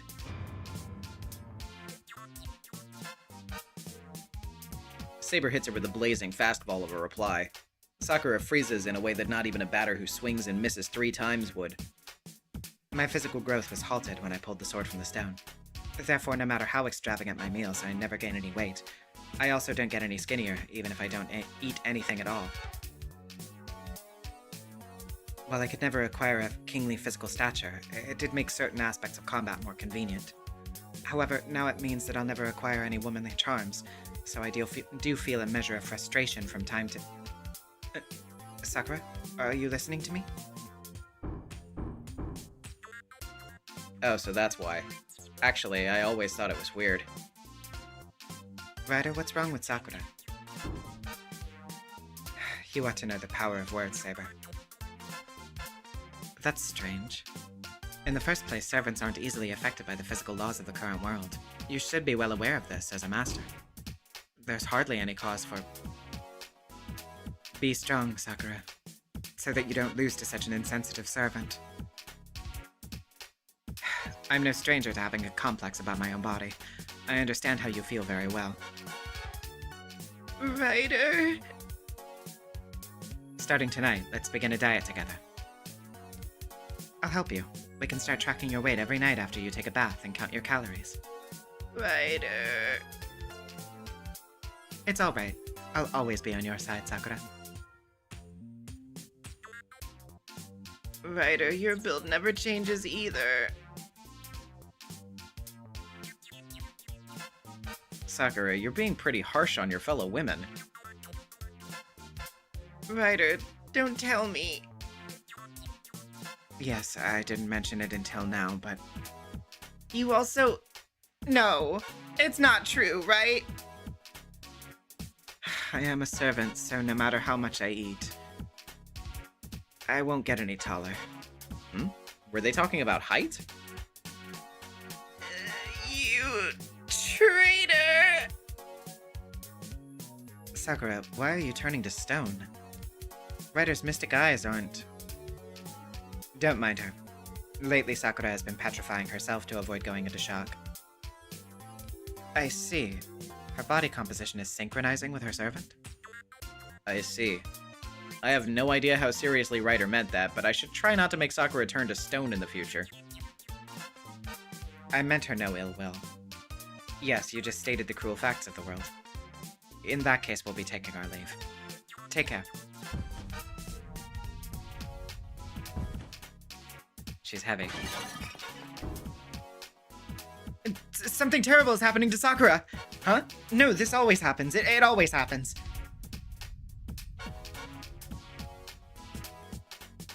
They're gone. I should be able to come out now. Never mind! They get along heartwarmingly well, those two.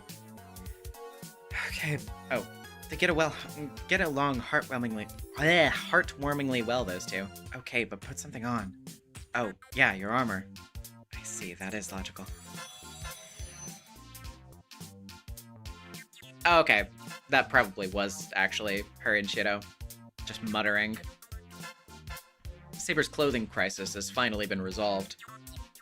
I'm the one who's most relieved. The surge of relief makes me say it before I can stop myself. Saber, about the swimsuit topic earlier. Yes. There's a more appropriate place to show me than here, right? Want to go to the pool in Shinto next time? This isn't really like me. I blurted out and then scratched my cheek after the fact. Well, I heard there was a new pool in Shinto, so it's quiet for a moment. Saber inhales slightly. Yes, I'd be happy to accompany you. And just like that, she accepts my invitation. The fucking Sakura weight stuff is always like one of my least favorite sources of comedy. So that was just kind of painful for me.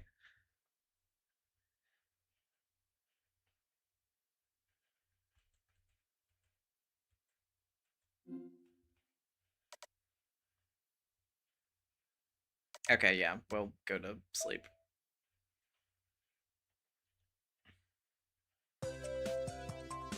Those pool scenes are long in and of themselves, for the record. I would have figured.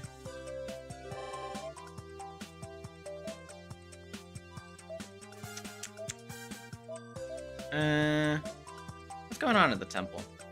Oh, really? Okay, let's talk to you.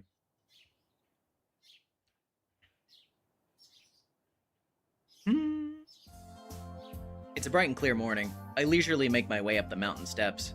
The sunlight filtering through the trees and the refreshing, cool mountain air imparts a sense of calm. Today's a perfect day for a stroll through the woods. I even find myself whistling cheerfully. Just as I'm thinking that, I come across an unexpected person who doesn't match the atmosphere at all. Liz? What are you doing all the way out here?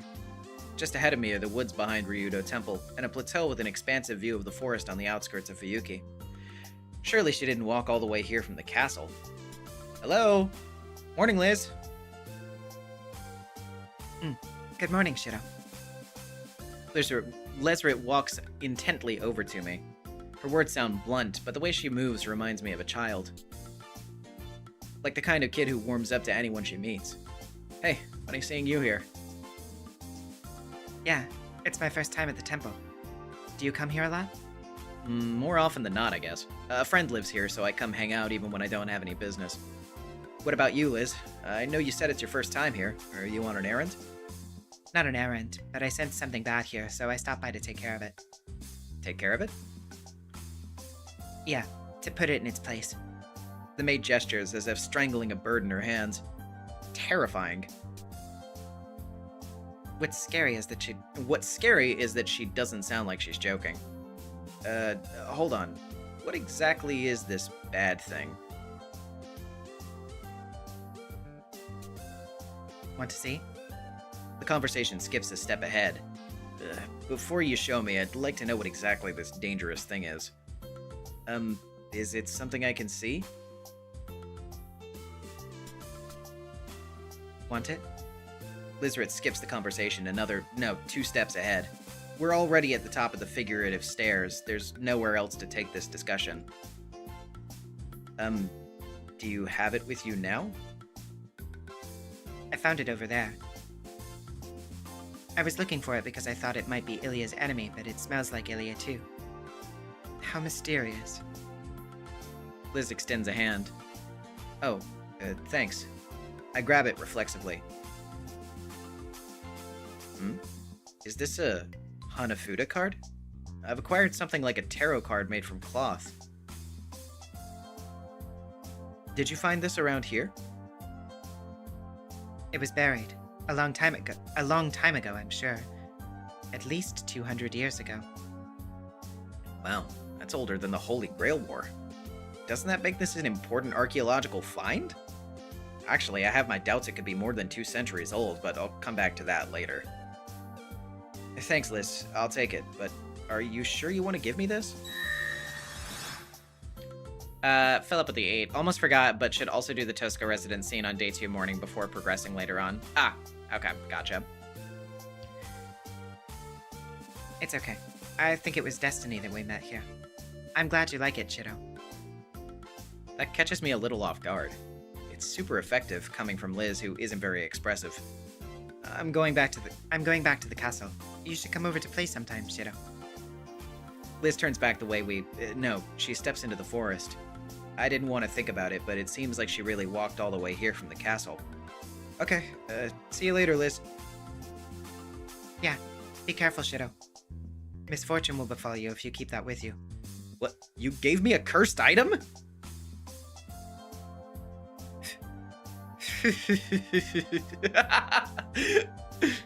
Liz fades into the forest, leaving me with a chuckle that's anything but pleasant. What the heck do I do with this? I look at the mysterious card. It could come in handy. Maybe. I can imagine the disaster that might befall me if I toss it here and she comes back. I'll just stick it in my back pocket for now. Out of sight, out of mind. You got a strange card. There's no point in continuing what you've been doing so far. Find someone who can decipher it for you. Just pick someone. Interesting. Okay. Then...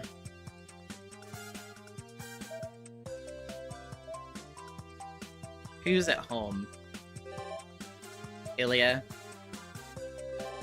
Well, it's an Ilya scene outside of the castle, so I'm gonna go with Caster. Because I don't fucking trust you.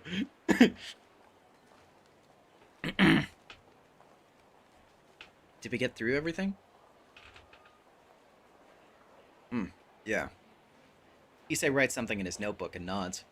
Preparing for the cultural festival, even though it's a weekend, we came to Shinto to place orders for materials and go around greeting stores that would be cooperating with us. As for me, I came as an advisor for food and material related things that Issei's not knowledgeable about, but I didn't think that there would be this many stores participating. This side of town's a new area. You can see it as our cultural festival being used for them to build a close relationship with the local town, but we're also being helped. If you think of it that way, it's not a bad thing. But what happened to the shopping district that helped us from before? That's no problem. Our inquiries include plenty of things outside the category of the shopping district. I see. So it's pretty complicated. And so, even though I was brought with the title of advisor, I was worried about how much I could help out. We finished our task for now, and as we're about to leave, we find an unexpected person in front of a menswear store. Oh, it's Castor. Seems like it. Oh, hello, boys. Issei makes a sour face for some reason. Seems like he gets in a bad mood whenever he sees Castor. Hey, boy. Are you sure it's okay to leave behind your precious saber and hang out with your guy friend in a place like this? What kind of thing is she saying at first encounter? Castor's troubling to deal with, whether you're in a bad mood or a good mood. Is it okay for you to leave behind Mr. Kusuke too, Castor? I keep her in check unnecessarily like a busybody. It's fine. I came to shop for Soichiro's things today anyway. Ugh, my restraint has no effect at all. So that's why she's in a good mood. So, you're shopping for Soichiro today? Issei clearly looks relieved. Issei, are you that happy that the Castor is shopping for Mr. Kusuke? That's not it, but please don't ask. I nod. Hey, Castor, are you not buying any clothes today like the ones you bought last time? Do you have them at the temple, even though you weren't wearing them? Oh, hey. You know what? I just realized it's the new month. I didn't change the super chat goal. I should do that real quick. Hold on, give me just a second.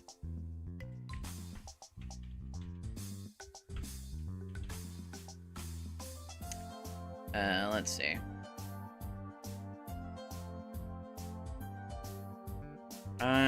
Yeah.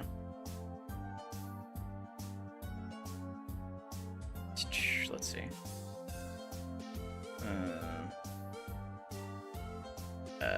What's the last day of the month? 31st. Okay. Sorry, it's sorry, I know that people have donated tonight, but I guess it's just gonna be starting at whatever, because I don't know exactly the amount.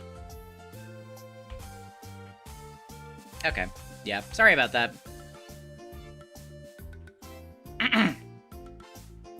What? You knew about that, Emiya? Yeah, she was saying that she wanted Saber to wear them before. Some clothes that had a bunch of frills or something on them. At this point, Ilya's in danger. I need to make sure she doesn't run into Castor. Oh no. Well, it is Castor's taste, so I don't plan to interfere. Really? An awkward atmosphere flows between the two. Fujine was like this when Ryder started living at our place too. Are things not going well even though they live together?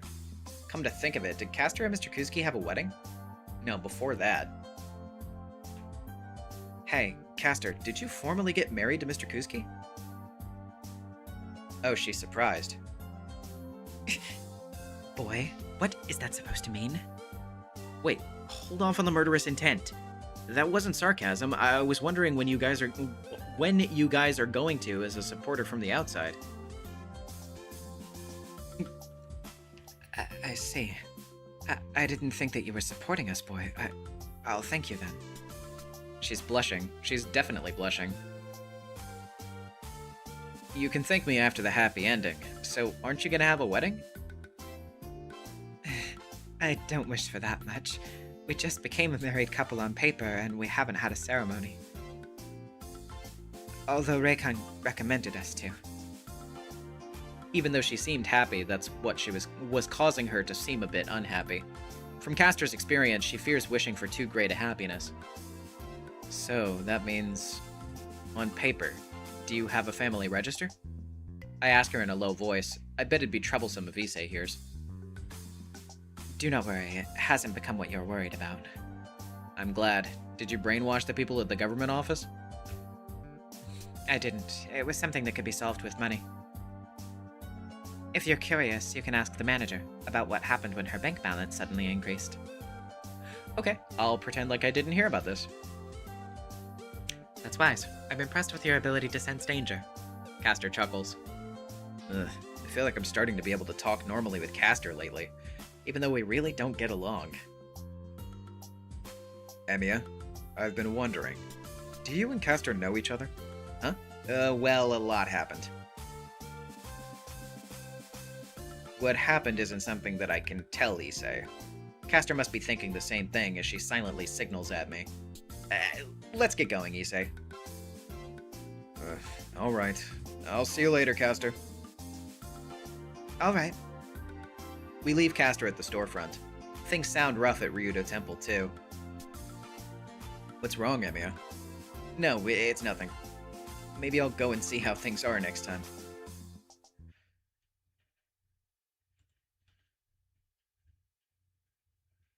It's night!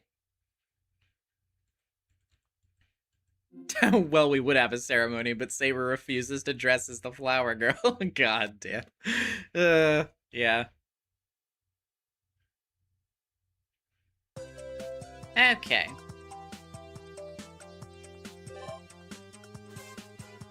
Let's see. Got something at the front door, which is interesting. Yeah, that's all we got, so might as well do that, I guess. With someone. So yeah, the morning scenes at the Emiya residence are the pool scenes. Oh, okay. I see. Interesting. You can back out. Yeah, let's not do that for now. If they're gonna be really long. Oh shit. I guess I should by myself. Okay, that just ends it. I say.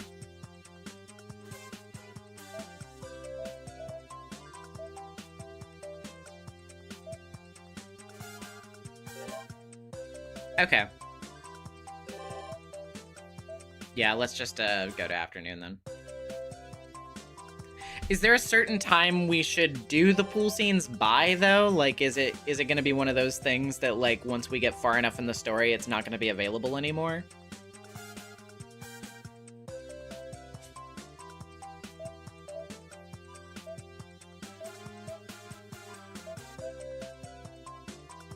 Let's see. Oh, yeah. I believe they last forever. Okay. Maybe at the start of a session for time's sake. Yeah, that makes sense to me. Okay, well, yeah, let's talk to Mitsuzuri. The doorbell? Not expecting any visitors. Maybe it's a delivery or a newspaper salesperson. I get up and go to the front door. I hear voices talking. Someone arrived to greet the visitor before I could. Welcome and well met. Are you here to see... Oh, wait.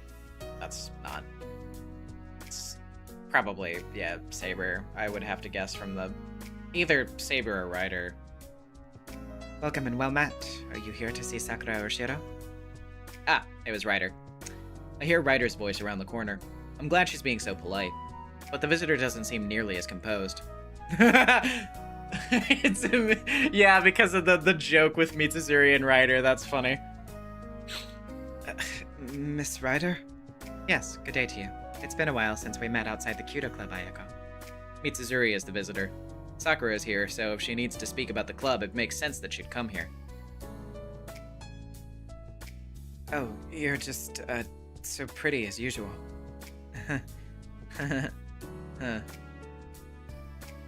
Thank you, but I could say the same for you. In fact, I'd say you strike a gallant figure. Both your face and your whole appearance are so charmingly androgynous. Huh? You're making me blush. What a suspicious atmosphere. No, Ryder is the only one who's acting suspicious. She's being so friendly it gives me chills compared to her usual unreadable demeanor. She's like a snake eyeing a mouse. Mitsuzuri is a skilled martial artist, so she must instinctively sense the threat. I remember she said she wasn't good at dealing with Ryder, so she must feel utterly cornered right now. Now, what business do you have here today? I'm looking for Mato. Is this regarding the Kudo Club? You're very thoughtful of your juniors. I feel a need to thank you on behalf of Sakura. Ryder chuckles while seductively backing Mitsuzuri up against the wall. She's enjoying teasing Mitsuzuri. I hope. It's hard to tell what Ryder is really thinking. She regards Sakura above anyone else, so she might actually be sincere in her gratitude. No, I don't deserve your thanks. I just do it because I like it, so there's no need to be so polite.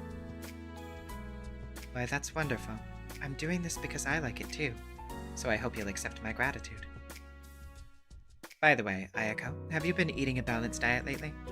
It appears you don't eat much meat, so there isn't much fat content in your blood. That may sound like a good thing, but I worry for your richness. Hold on. That sounded awfully sinister, Ryder. Blood? What are you talking about, Miss Ryder? Why are we talking about this anyway? It was just a metaphor. If you'd like to understand, I know. I could explain in my room. No, Hey, Emiya, Mato, I know you're watching! Help! Busted. Nah, she was just throwing that out there. After all, it's just me here, not Sakura. I'm impressed, Senpai. You noticed me. What?! At some point, Sakura was watching too? I was so engrossed in watching Mitsuzuri's predicament that I completely failed to notice her. You two have really bad taste, sicking her on me while grinning from the shadows. You weren't supposed to be like Tosaka. I didn't mean to do that. It was just a coincidence. Oh, looks like I'm out of time. Ryder pulls back once Sakura shows up. It's a very graceful movement. Don't act so disappointed, Ryder. You can see Mitsuzuri at the Kudo Club whenever you want. That's right. I'm sure you'll become fast friends, so hang in there, Ryder. True. Unfortunately, I still haven't completely moved on from past pains. And I wouldn't want to rush things now, so I'll take my leave. Take good care of Sakura, Ayako. Ryder leaves the entrance. Phew. Didn't think I'd run into her here. That threw me for a loop. Sorry, Senpai, but let me give you a belated welcome. Hey, Mitsuzuri, what's up? Come on in. Thanks. Pardon the intrusion. I'll make some tea. Oh. Okay, thanks, Sakura.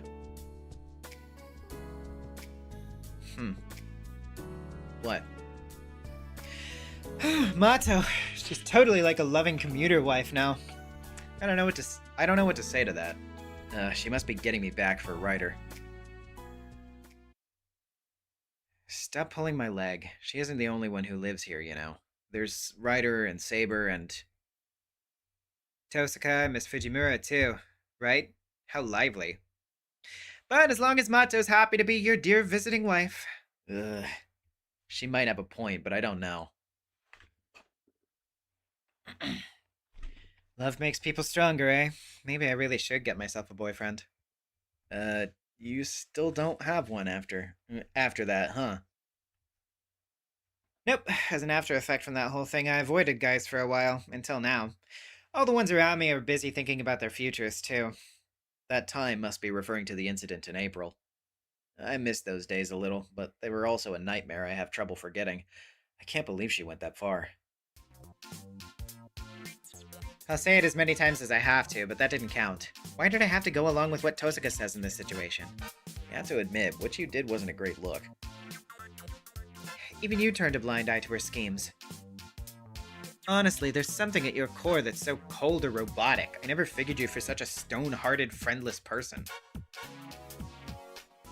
What is she talking about? Senpai?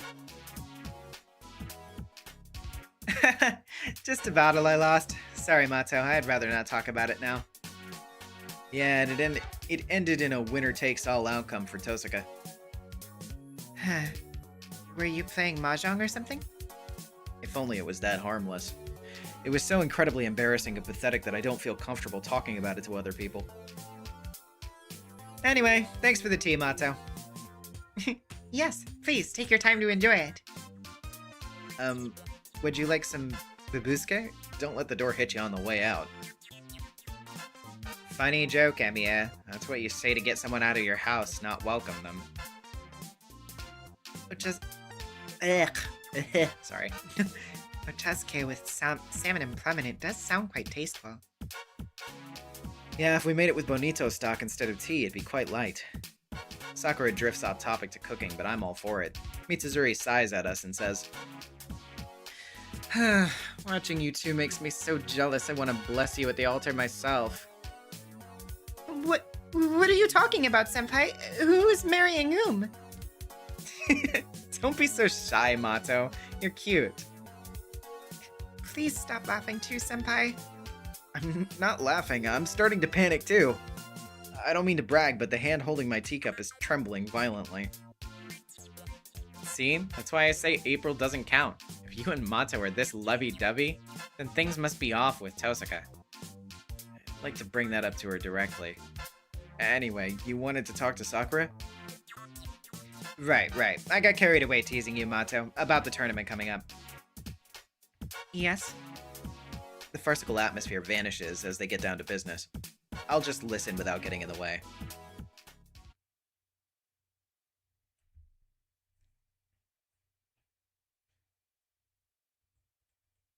Alrighty. Let's just go to sleep.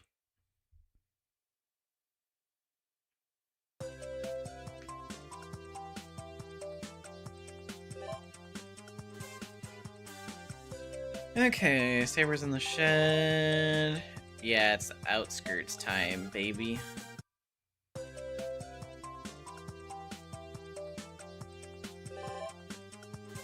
Let's go to the forest.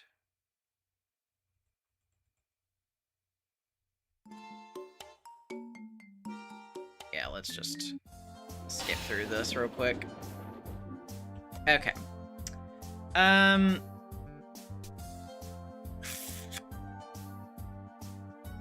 Let's try beginner. What is the Tosaka family motto?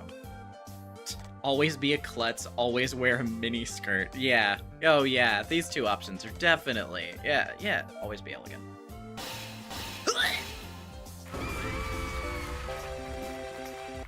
Where does this story take place? Fuyuki City.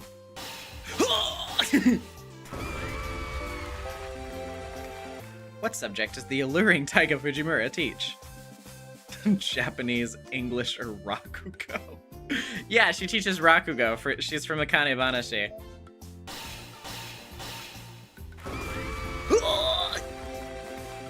Where is Shiro's main part-time job? Copenhagen. I actually can't remember the specific name of the place. Is it Copenhagen?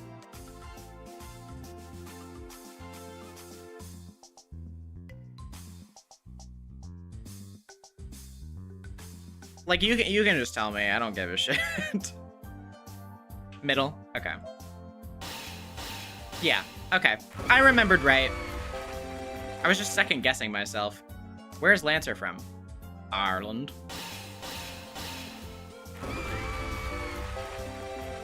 God, you're taking severe damage here. Splendid!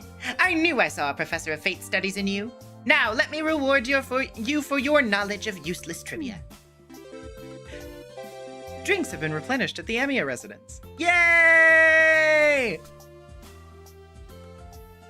That's right. Keep buttering up the girls at home while you have a good time, you pervy kappa. See you next time. New challenges await you at the 3rd hour of the ox, when even the plants slumber. The quiz fiend vanishes, leaving behind a mysterious item. The sky's been covered in red for some time now. I don't think it's even been 10 minutes, but it was a battle for life and death that felt like 30 minutes compressed into one. I don't think we've seen the last of the quiz fiend. The fight will go on. I chew over my temporary victory and head back to the castle. By the way, how long do we have to keep dealing with that person? You acquired the Elixir Supplement Treasure Card. Okay, yeah. Skip the scene. Sleep over. I'll go to the ruins.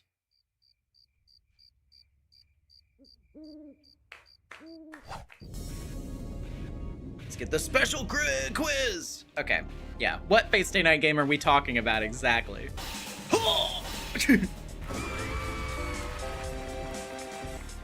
What is this, typo? You were in 9th place.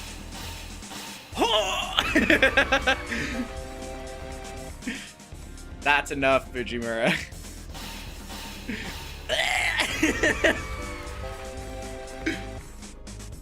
Hey, a girl can dream, right?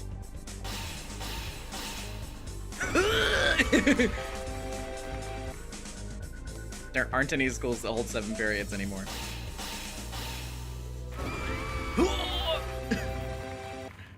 Shuck! You destroyed all the tough questions I spent a year and a half thinking up in several minutes! The quiz fiend practically turns to stone from the feet up. Since ancient times, there has always been a tried and true method of beating monsters. Whether it be a sphinx or a Mikoshi Nudo, even the most invincible monsters can be vanquished by their own words. Damn you! But don't forget, pervy little cop, I can come back to life as many times as it takes, as long as heroines exist, as long as unrewarded minor characters exist. I can always take a VTOL back up from the underworld. Oh, such is a man's karma. Sinner, thy name is human. See you, Renfield. You've unlocked the bath in the Emiya residence. How do I put it? That sure was some kind of monster. She's probably learned her lesson for the time being. I've gained a new treasure. I'll say a quick prayer for the dead and go back to the castle. You acquired the Bath Boost treasure card. You can now take a bath during your evening free time at the Emiya residence.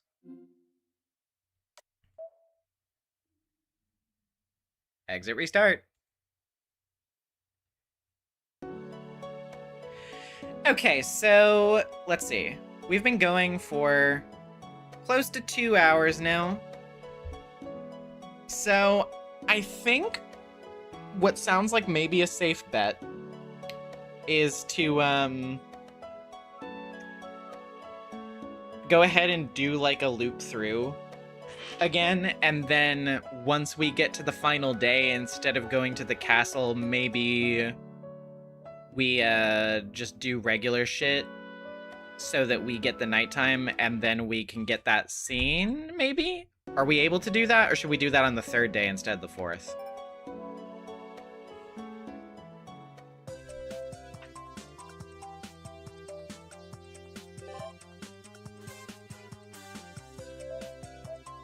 One more loop and then the church, yeah? Okay. Sounds good to me.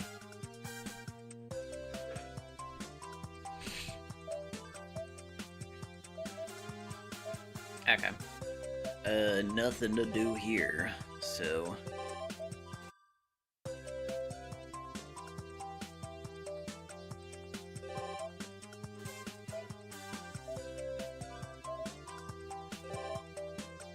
Okay. Oh yeah, we can get the alternate version of this scene real quick. Yes. A strategist is always ready for the worst. Okay, Saber, for now, Yes, I'll change right away. So could you wait here, Shido? Huh? Right here? Yes, I'll be done right away. I have a feeling that once you leave, you'll find some reason to avoid me. No, I won't. Please stay. She insists. Actually, it's pretty unlike Saber to make such a fuss over changing clothes. Shido! What? My ribbon came loose. Do you know where it's supposed to go? A ribbon? How am I supposed to know? Don't be like that. I just want you to look. I can't do it. I can't take this. Look, just put something... just put something on. That's right. Saber, put your armor on. Huh? Why? There's no enemy to fight here. Just wear something. Will this do? Thank God. My tension drains out of me all at once, and I want to slump to the ground. Shido? Hmm? I suppose this battle garb suits me after all. What? This is what I've always been. I was never meant to wear splendor such as swimsuits and dresses. Hold on. No, don't try to comfort me. After seeing your consternation and subsequent relief, it's as plain as day to me. You're misunderstanding. Anyone would panic seeing you nude. Is that so? I don't...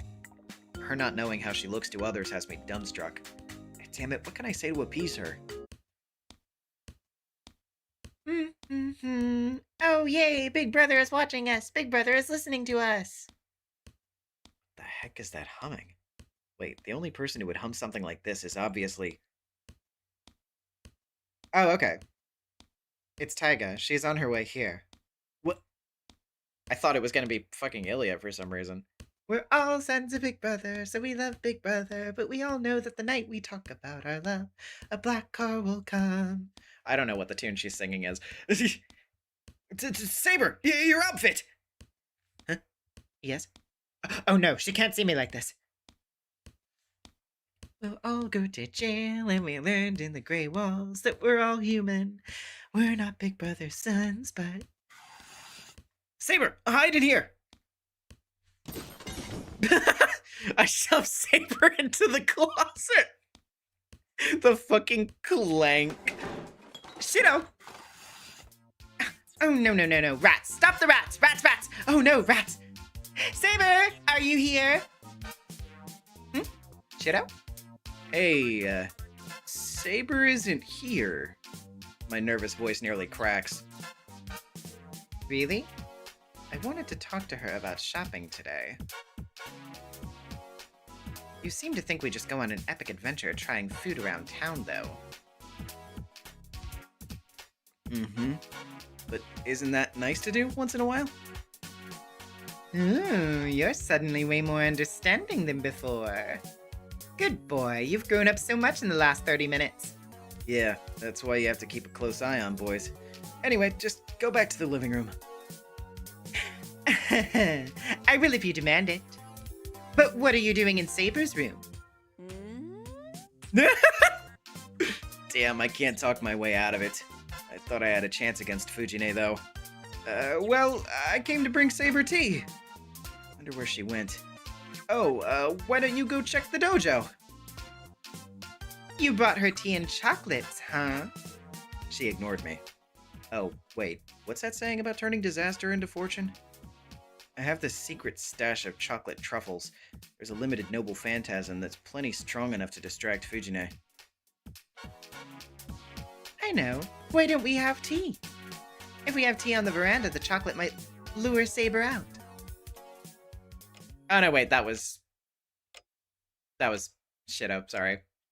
I know. Why don't we have tea? If we have tea on the veranda, the chocolate might lure Saber out. Fujine peers into the room. I follow her gaze. The tray on the table, an opened paper bag on the floor, and Saber's neatly folded clothes in the corner of the room.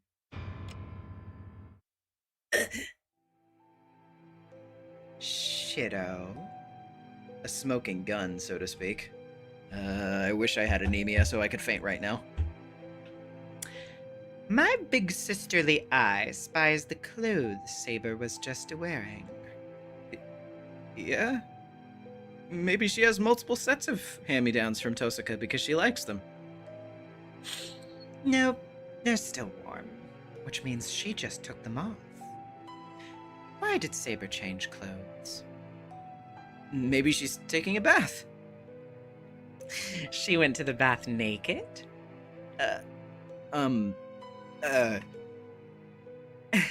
She's in this room, isn't she?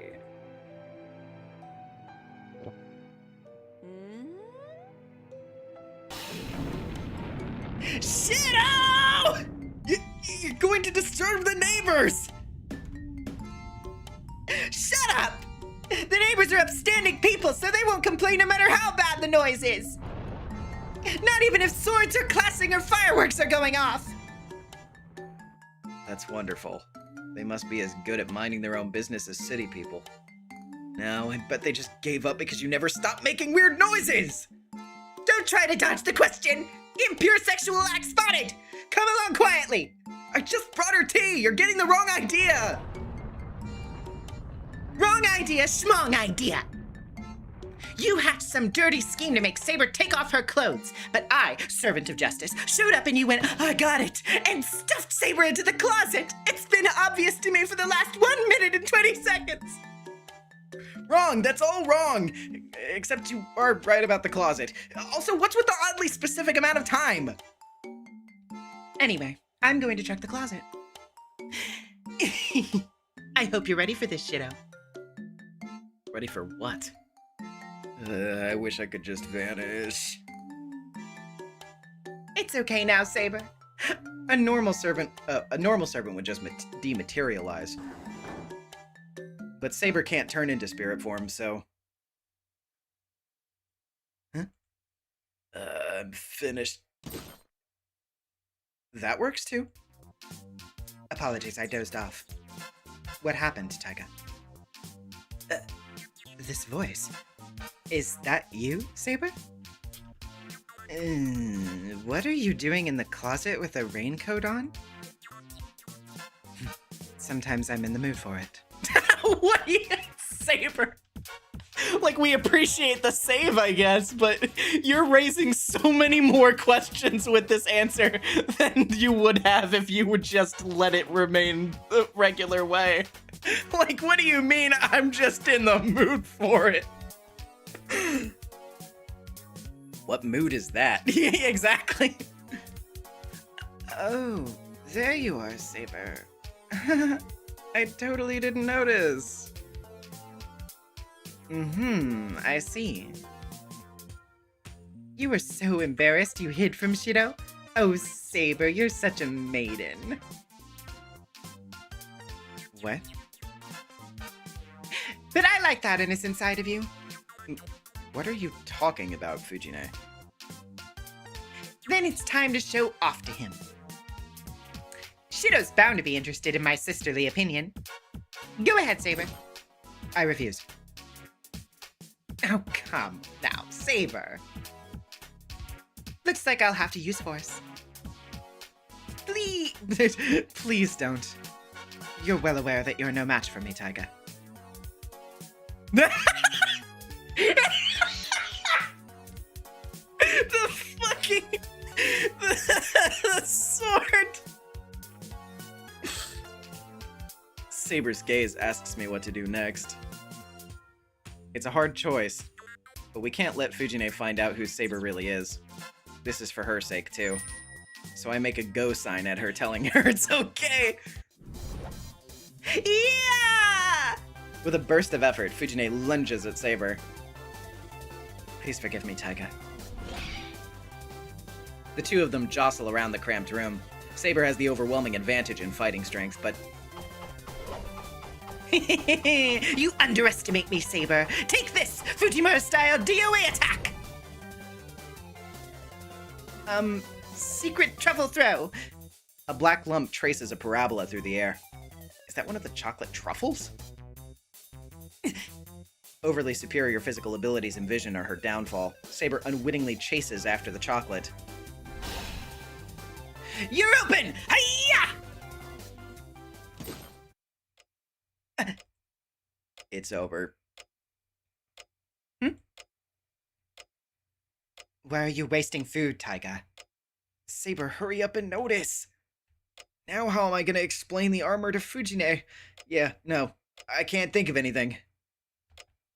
Saber, you were wearing something like that? What do you mean, that...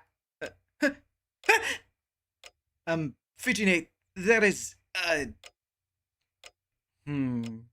guess you would be embarrassed to be seen like that by Shido. I see. Fujine, you weren't surprised? Why? Well, it's armor. Plate mail at that. Excellent cosplay, I must say. Cosplay? You see it on the news sometimes. This must be one of those cosplays that's trending these days. It's a peaceful idea that only a peaceful person from a peaceful country would have. Isn't peace a wonderful thing? Right, that's it. It's cosplay. Isn't it well made? Seriously, all the way to using real metal? A lot of attention has been put into the details. Do we even have a craftsman skilled enough to make this in Fuyuki? I made it in the shed. Makes sense. You're good enough with your hands, and you're patient too. It was hard. There were a bunch of times I almost gave up. Ah, that's remarkable. I'm proud of you as your guardian. By the way, why'd you work so hard on it? It's, something they asked for in the cultural festival. That's gotta be a lie. I mean, Saber, you always worn that. What? When did I wear this in front of you? When you watch historical dramas at lunch, or when you're playing video games. It's like your competition clothes you put on when you get really into something. So, Saber's been getting carried away and transforming without even realizing it? Yeah, and I think it looks good on you. But girls need to look cute too. You went to the trouble of buying a swimsuit after all. Yes. Make sure you keep her company when the time comes, Shiro. Even Saber would be bothered if you're too much of a late bloomer. Yes, ma'am. Saber and I get lectured together. Anyway, we escaped disaster and avoided a misunderstanding by covering it up with an even stranger one. Now, I beat Saber at something for once, and I'm in a good mood. Shiro, I'm taking the tea and chocolates. Sure. Fujine cheerfully grabs a teacup. All we can do is watch as she makes off with all the chocolate truffles. Cosplay, huh? Wonder if it's also trending in this house.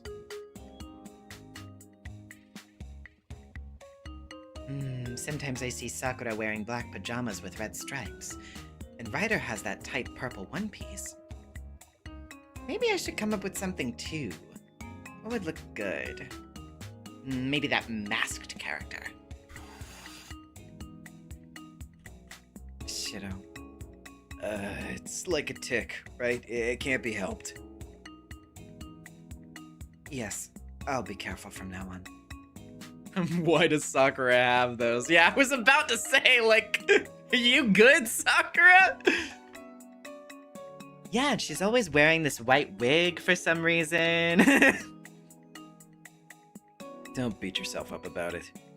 Oh, right. So about that swimsuit. Yes. There's a more appropriate place to show me than here, right? Want to go to the pool in Shinto next time? This isn't really like me. I blurted out and then scratched my cheek after the fact. Well, I heard there was a new pool in Shinto, so it's quiet for a moment. Saber inhales slightly.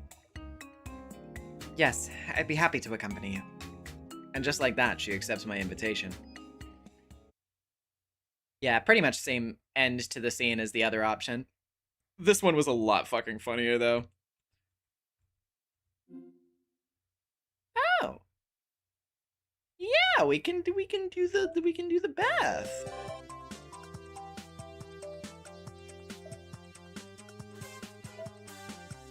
Oh, I mean, I guess we'll go to Sakura's room. Sure. As for my business with Sakura, I feel like there was something to talk about. It's not like I need to talk urgently. I've already finished the prep for tomorrow, so I can chat during breakfast. I ready a towel and change of clothes and head for the bath. I'll wash off my sweat before I sleep. Oh, okay. So yeah, this is... I see. I thought it would just be on that area of the house, but... When I go to check the living room, nobody's there. The lights are still on, so someone must still be using it. Senpai, good evening. I pass Sakura in the hall. We just saw each other, so the greeting strikes me as a little odd. Evening. Oh, is someone using the bath? No, I don't think so. Ryder said that there was something she wanted to watch on TV at 10 o'clock, and I think Saber's still in her room. So Ryder turned the lights on. Saber's still in her room, apparently, so the bath must be empty. Hold on. If Sakura is here, then... Sakura, were you about to take a bath? Could you tell? Ryder and the others take a long time in the bath, so I was hoping to use it first. Oh, yeah, Ryder has all that hair to take care of after all. Okay, go ahead. But it sounds like you were about to use it. I can do that whenever. I'll just go kill some time in the shed. You shouldn't do that. Don't mind me. Please use the bath first. I said it's fine. You got here first. Early bird gets the worm. No, I'm fine. I don't mind using the bath second at all. I'm telling you, I don't mind either. Also, what if Ryder comes in after me? You won't be able to take a bath until 11 o'clock. I'm fine with that. I'm even okay waiting a little longer for Saber. Yeah, but Politeness combat. Literally, because Shido and Sakura both have this fucking problem of always like being like, no, you should pursue your needs before mine, except they do it to each other, so they just get in a fucking endless loop. No, you go take. No, you take. neither of us are giving any ground. What a weird situation. No ifs, ands, or buts. You're the head of the household, so please feel free to use the bath. That makes you a guest. You should feel free to take a bath too. We're at a stalemate. What, Sakura? She pushes me toward the entrance to the bath. Ugh, Sakura's getting pretty worked up. This wouldn't happen if we had separate baths for each gender. I voice a pipe dream that you'd never see in a regular residence. This house is needlessly big, but that just sounds excessive. Yeah, it would be nice if the guest house had its own bath. We could put the women's bath over. We could put the women's bath over there and make the current bath for men. But it'd double the cleaning work, and the guest bath would be cramped. I don't even think you need to separate it that way. It's just two baths. Two people can use it. I'd be the only one to take advantage of the men's bath, too. I should just bear with it. Exactly.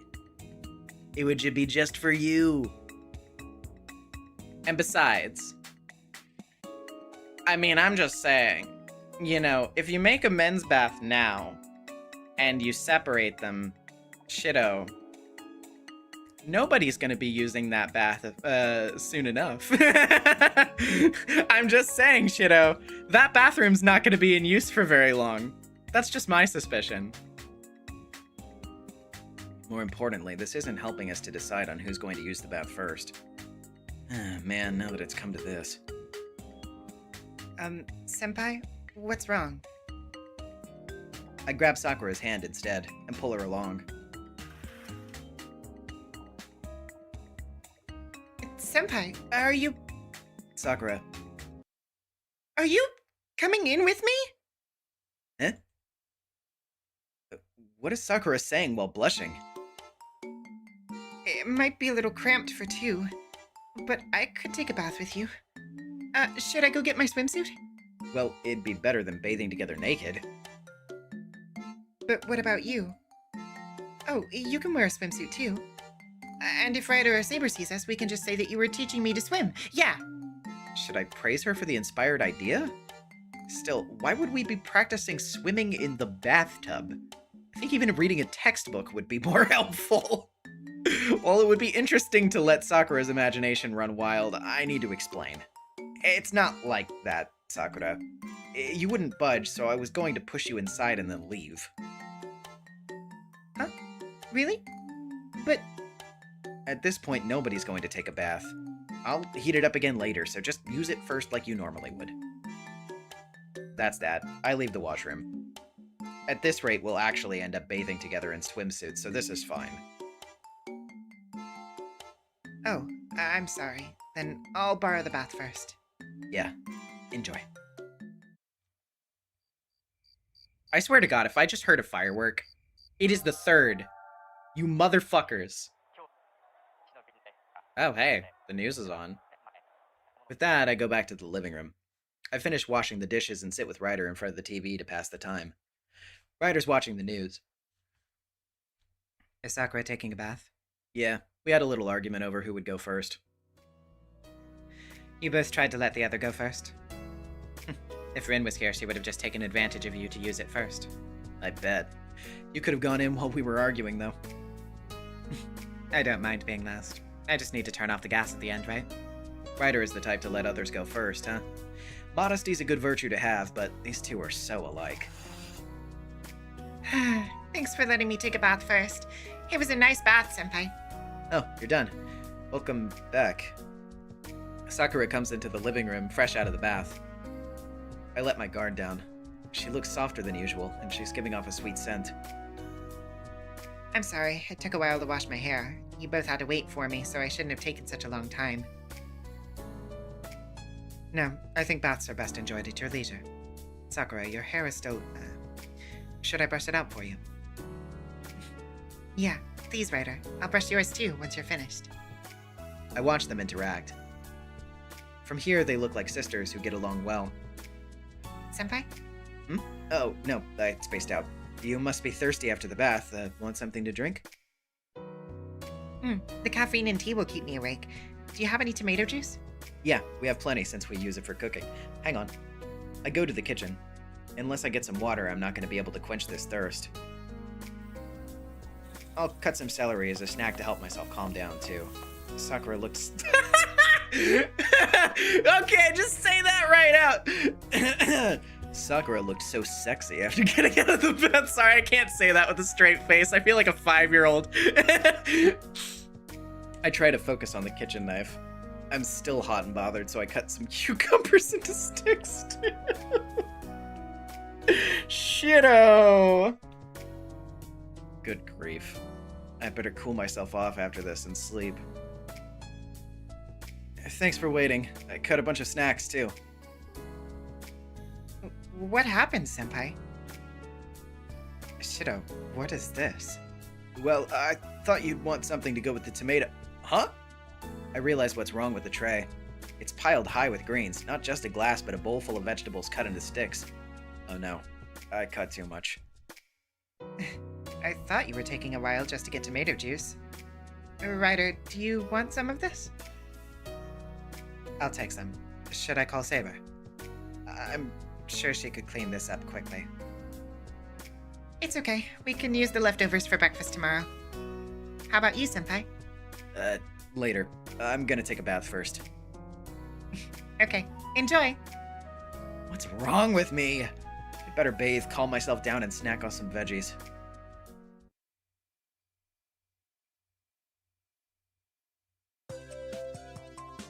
Eat some vegetables. You'll feel better. Jesus, shitto.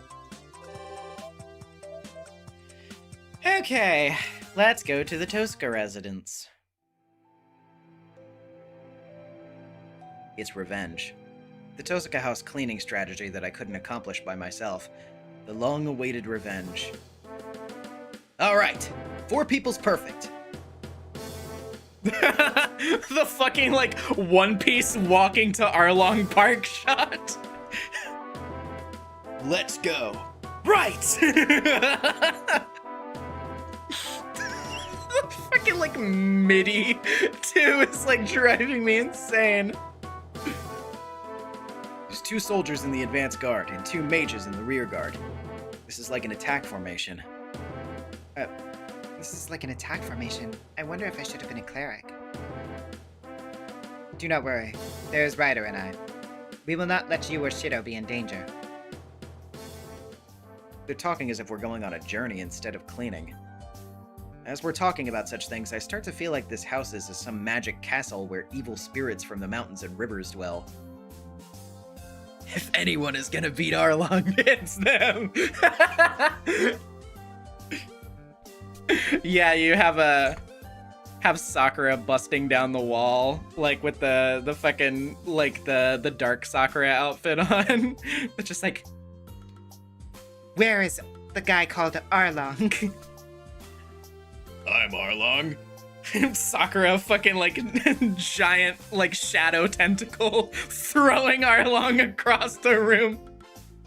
I'm gonna kick your ass.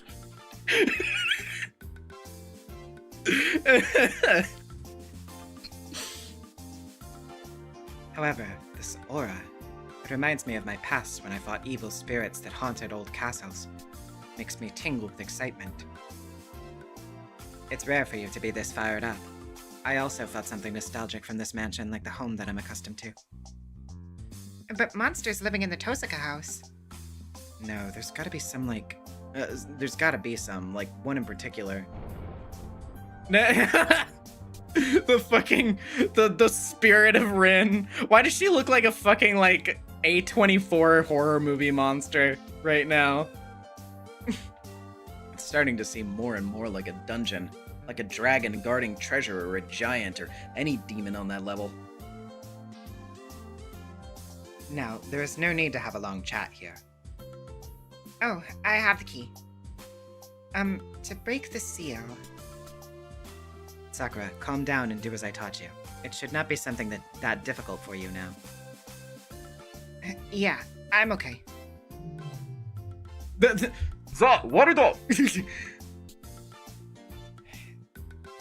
it goes. Let's go, Shiro.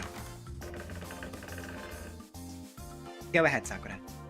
Ryder pushes Sakura's shoulders. Yes, excuse me. Eddie, we are anime now!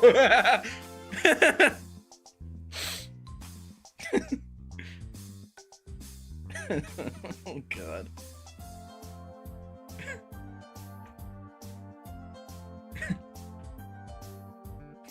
Rah, you have survivor's guilt! Everyone around you died in a fire!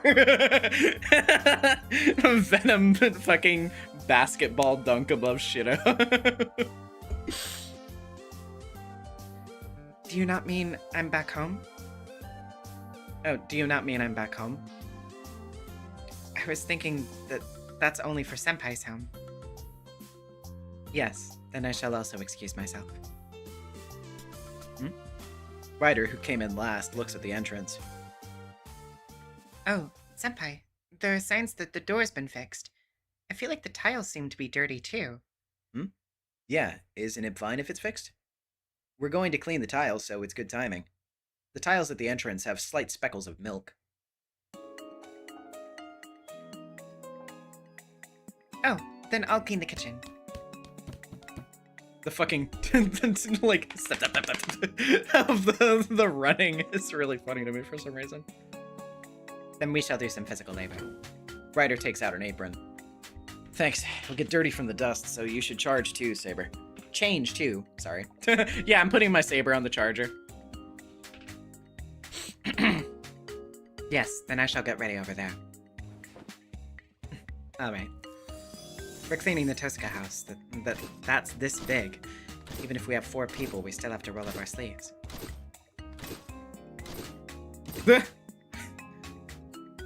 Thank you for waiting. Then, where shall we start from? Well, we're done of our skit of exploring the magic castle.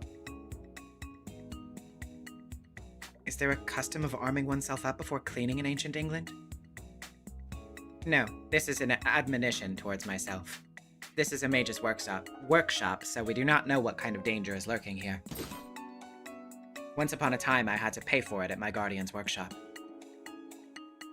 Ever since then, I have taken that lesson to heart. I wonder how much Saber had to pay for her to become this fully armed. She must have gone through a lot.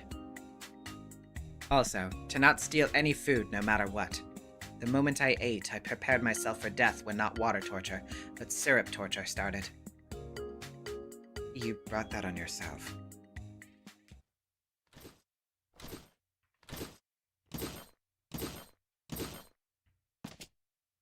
Shitto.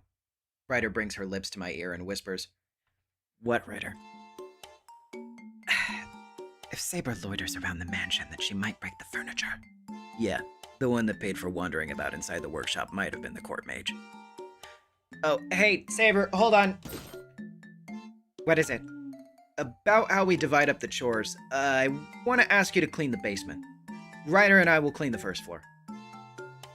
Understood. I shall obey your orders. Alright, there'd be nothing to break in a place that's made of stone like that. Ryder and I discreetly sigh in relief. We should probably move this over to here. Oh. We should probably move this over to here. Got it. Then can you take it over there? She picks up a sofa that seats 3 people easily, like a big prop for a play. It helps to have you help out, Ryder. I'm a big woman that has a lot of strength, after all. Yeah, I appreciate that.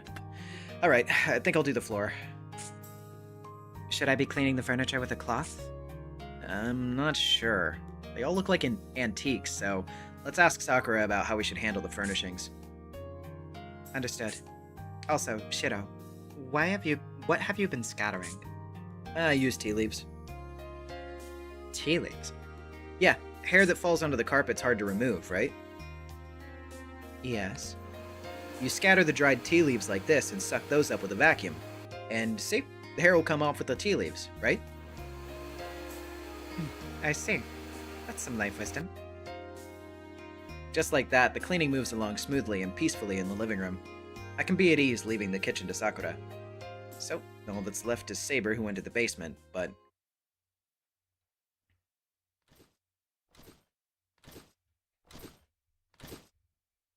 This is...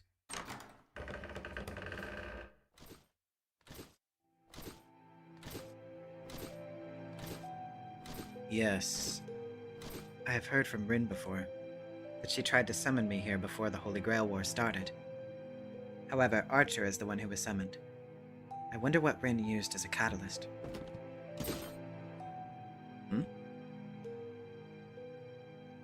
A dumbbell? A punching bag? An expander? This is... the summoning catalyst? I wonder what kind of intention Rin had trying to summon a servant. There's an open family-sized protein bag in a place like this. Is this... amino acids? Then... the saber that Rin imagined was...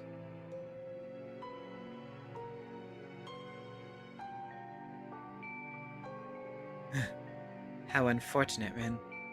Seems like we were just not meant to be. As a result of using this as a catalyst, it makes sense that the muscular archer was summoned. However, could it be that she thought that I loved to exercise? That she thought sabers lift barbells like this every day?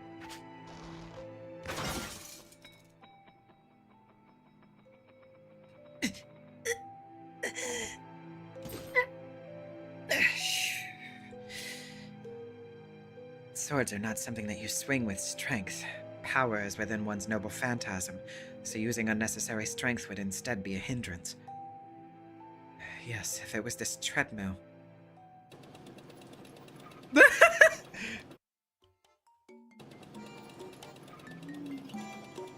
Her walkies. This is an exercise bike. This is a body blade and an exercise ball. Oh, there's even a power tower. Then I shall... Saber, what are you doing? Saber, what are you doing? I call to her. Well, Oh, well, I seem to be interrupting her while she's having fun playing around. Shiro, this is... This is the catalyst that Rin left behind. I was investigating each item one by one to make sure they're not affecting the world negatively after soaking in magical energy and transforming. At mages' workshops, there are times when items gain their own will with magical energy and attack intruders. I imagine the bizarre scenario of me being attacked by a power tower. I don't have the confidence that I'd be able to come back alive. Well, Saber, that's Tosuka's training equipment. It's not being used as a catalyst for his magecraft materials. Is that true? She must be using this as a storage room since she doesn't do any large-scale rituals anymore. Oh. Huh? Then I will continue cleaning here. I just have to put this training equipment into one place, correct? Yeah, no need to go overboard with the basement. I was gonna ask you to clean outside too, but should I help? No, I'm fine by myself. Please, take care of the inside of the house, Shiro. She bows towards me and I nod. Alright, next is Tosuka's room, maybe?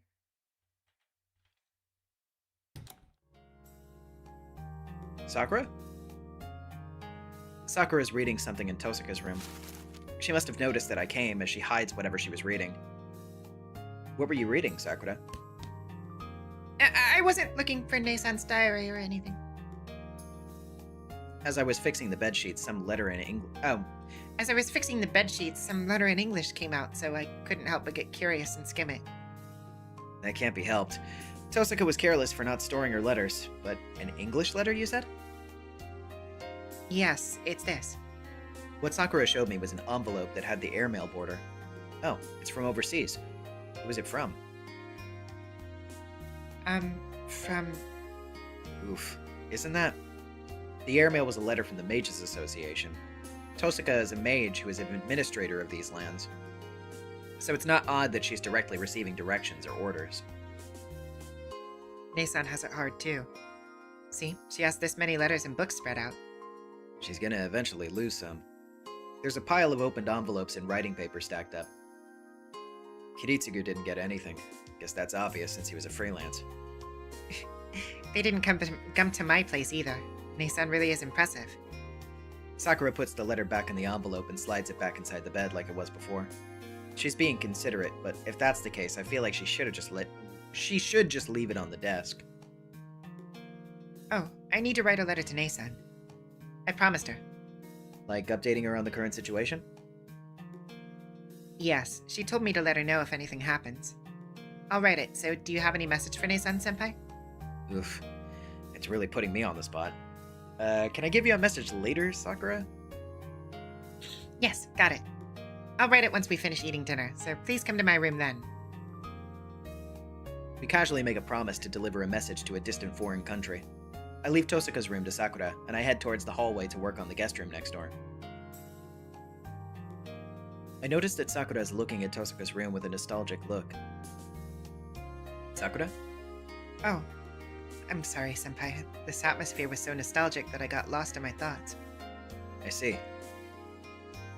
Do you remember the past? The thing is, I mostly don't remember anything. It seems like I had my own room in the past, but it's gone now. I see. Oh, but Sakura picks up the photo frame from the table. I remember this. Tosaka gave you your hair tie, right? I heard that the ribbon that Sakura has in her hair is what Tosaka had on. It was Nason's favorite ribbon that she made herself.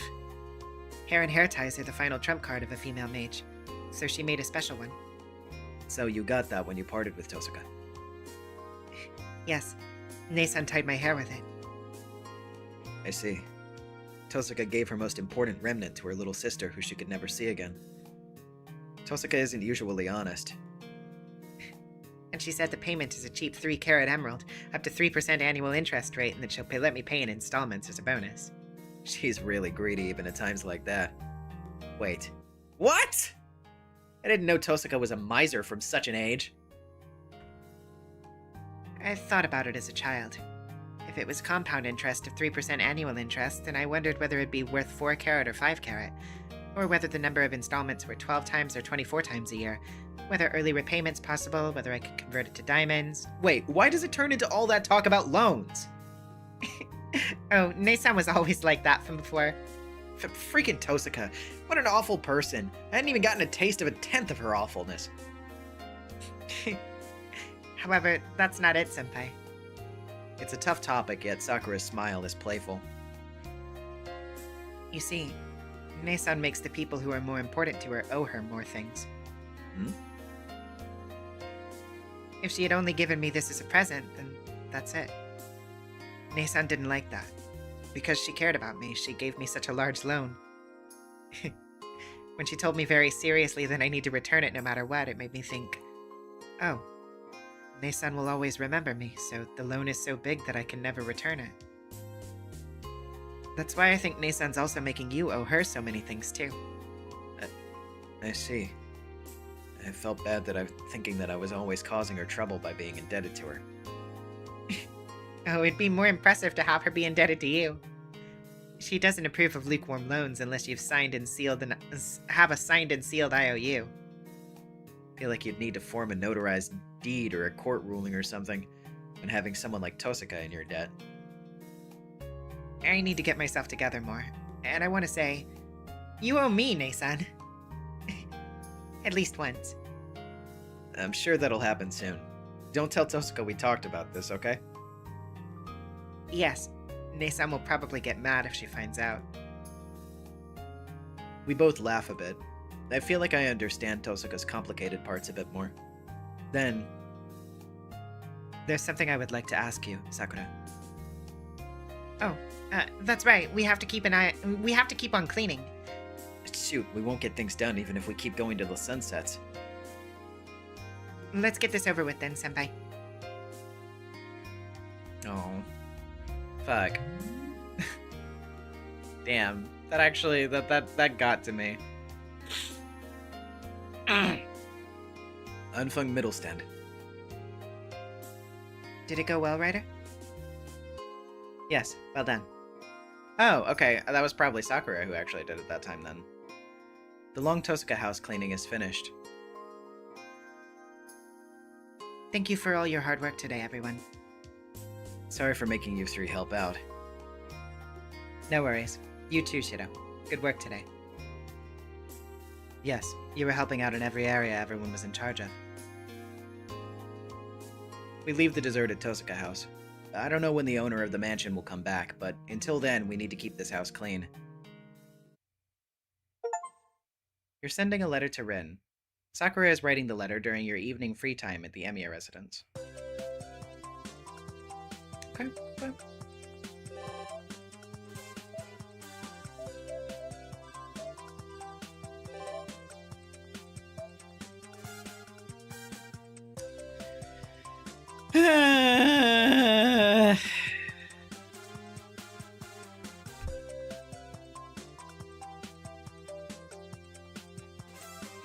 The only new event is Ilya.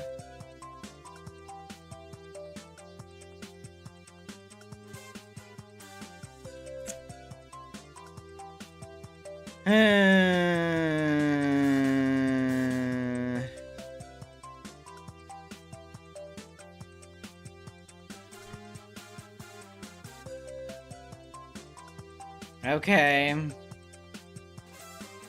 I know I have to do it. I'm just delaying the inevitable. It's about 3 o'clock, so I'll make some tea. I'll make some for me and Sakura and Saber and see if anyone else wants some.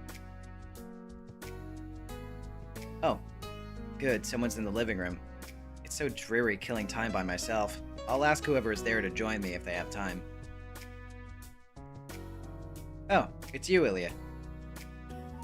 Hello, I made myself at home, Shido. Let me know if you're coming. I would have opened the door for you. Well, it's fine. Good timing either way. What do you mean? Nah, I was just about to make tea. Sorry I couldn't give you a proper welcome. What should I do? Ilya doesn't like bitter or spicy things, so I'll play it safe and use the black tea. It's okay, Shido. Sit there. For now, I'll do as I'm told and sit. Come on, Shido. You're the head of the house, so you need to have more presence of mind than that. Oh, well, yeah. Her opinion's perfectly valid, but it would also be rude as the head of the household for me to not greet a guest at the door. To be honest, I don't think I'll ever be able to make myself act all high and mighty. Big brother, you said you were about to make tea, right? Yeah, I can't relax unless I have tea. Or do you not like rice crackers? Wait, hold on. I just realized something. Someone is in the kitchen. If it's tea you want, Liz? Yeah, Ilya? Whoa! There she is! A ghost! I mean, one of Ilya's maids. In my house! Make Darjeeling tea for Shido, and I'll have hot chocolate. Got it. The white-clad maid quietly disappears back into the kitchen. I have no words. Of course I don't. Anyone would be surprised to see a maid suddenly come out of his own kitchen. Okay, this one's great. Good. Hi, Kyle. Shido, why do you look so surprised? Why wouldn't I be? What are your maids doing in my house? Well, it's improper for a lady to go out without her attendants, is it not? Ilya chuckles lightly. It's bad manners not to have her entourage with her? What year is it? Hold on, I thought you didn't like having your maids with you? Not when I'm out having fun. But don't you agree they're convenient at times like this? Still, but this is... I peer into the kitchen and see that they're really attending to various chores. I get a little dizzy, feeling like I'm staring into another dimension. Those maid uniforms look too high class for my house, making them look like they're the masters. What? Shido, don't tell me. Are you upset because the kitchen is your territory and someone else is in it? Huh? It is making me uncomfortable now that she mentions it. Everyone uses the kitchen, so it's not as if I mean to hog it to myself, but... Scylla and Liz are strangers to you, so you're afraid of them infringing on your territory. You probably don't mind Sakura and the others because they're like family to you. Yeah, makes sense. You might be right about that. I don't think I'd mind you being in there, though. If Ilya was in the kitchen, she wouldn't be tall enough to use the counter. While I picture that image, a white figure emerges from the kitchen. Tea is ready, mistress. Here you go, Ilya. Careful, it's hot. The maid who speaks awkwardly, Lizrit, sets a cup in front of Ilya. But there are no expensive cups and saucers like this in the house. Meanwhile... Master Amiya. Yeah? The governess like Sela, perhaps my greatest foe in the Einsburn castle, approaches me. Master Amiya, this is the highest grade of early autumnal Darjeeling... Oh my god. Early autumnal Darjeeling tea, sourced from our house's friendship with the Thurbo estate. Early autumn... What? I'm not sure how well I'd react to Japanese tea, but she must be attacking me because she knows I'm not familiar with black teas. This is a special varietal that is normally served only to our patriarch, friends of the house, or guests with whom we have a long association. Therefore, Master Shido Amiya. What? It's just some expensive tea, right? What a basic statement. It is not a question of its price. I should not need to say this, but this tea is a sign of my mistress's favor.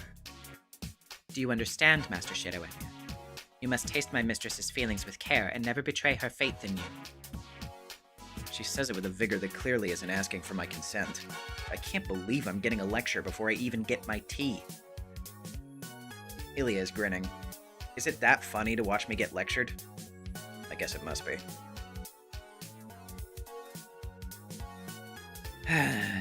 Thank you for the tea. I'm being made to feel ashamed for having tea in my own house. Even I can tell how excellent this tea is. It has an incredibly refined aroma and tastes sweet and smooth without needing to add anything to it.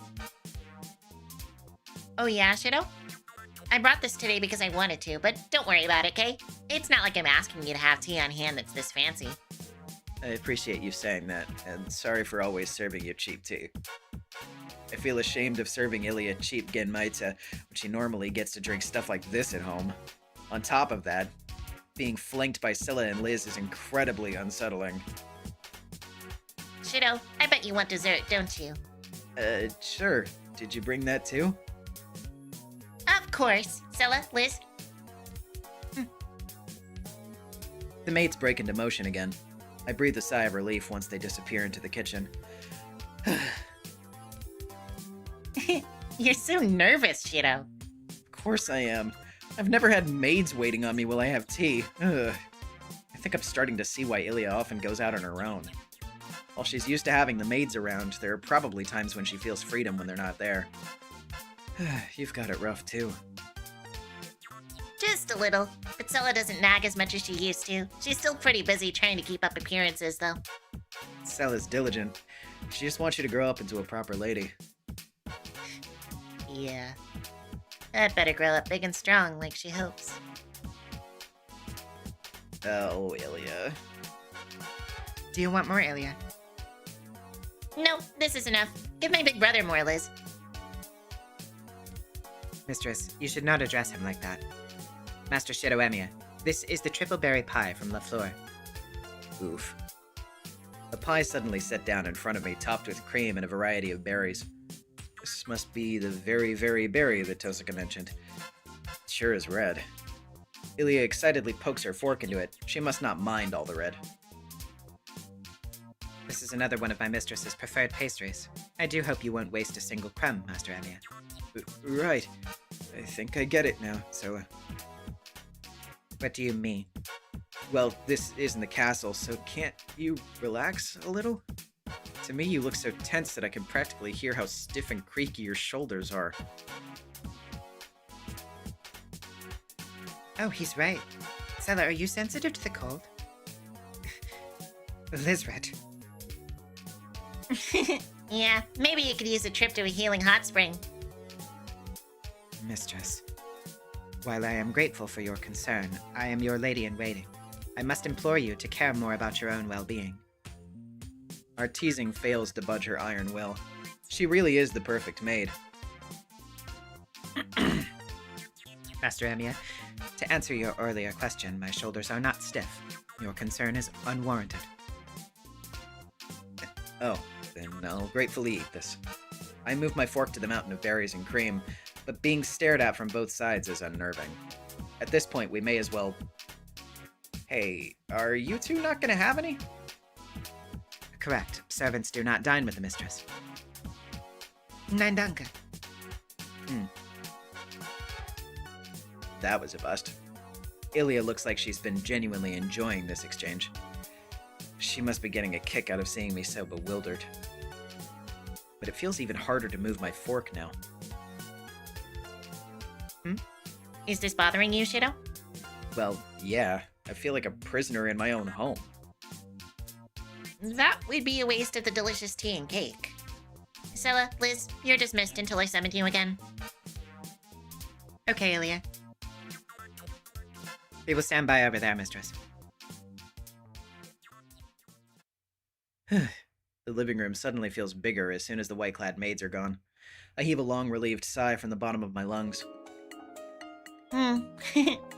I can tease you using those two. Guess I'll bring them along next time. Give me a break. I wouldn't even be able to taste my dinner with them around. Really? That makes me worry about your future, Shido. If you act like this now, how are you gonna be a good escort once you have a girl you love? I know how to be an escort. What I'm trying to say is, like, your maids are way too fancy and out of place. The only time I'd be playing escorts for small stuff, like when we go shopping and... Are you sure about that? My prediction is that in the future, you're going to go on an incredibly extravagant, elegant date. You need to know that this is one function that you won't be able to get out of, no matter how bad you think you are at socializing. Function? You mean this extravagant date with a girl I love? Yeah, don't believe me? Well, it's not that I don't trust her, but to begin with... More than the place, I can't even imagine I'll have anyone to go with. What am I supposed to do then? Shido, you already did this. Although, I don't know. Is this a scene that you can get before the castle date with Sakura? You'll be okay. If there's no one else to go with you, then I will. Actually, I get to have the first date with you. You're going to come for me like a prince in shining armor. Crap. I suddenly feel dizzy, like my brain is melting. Her smile's the sweetest sight in the world. The berry pie is tasteless next to it. Ilya. No, if you hold off on the Sakura date for this long, then technically. Okay, yeah, I guess that makes sense. Come on, big brother. Your fork stopped moving. You're about to get jam on your mouth, like a little brother with bad manners. Honestly, if you're too sloppy, I'll eat everything right up. I'm at the mercy of her voice. It's alluring. Okay, come on, Shido, don't fucking do this. Stop! We were having such a funny scene before, and now you're gonna fucking make it weird! Ah! Whatever. I chew absently on the pie. I'm not sure what it tastes like anymore. I must be as soft as Ilya says. My head feels dizzy from indescribable emotions that aren't quite tension nor confusion. Sela and Liz were just the starters. Even when Ilya is alone, no, especially when she's alone, Ilya's a saccharine lady who's sweeter than any cake. Okay, well, at least it was short. At least it didn't fucking drag on.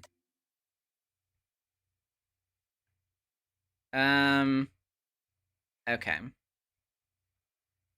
So, yeah, let's do the letter thing.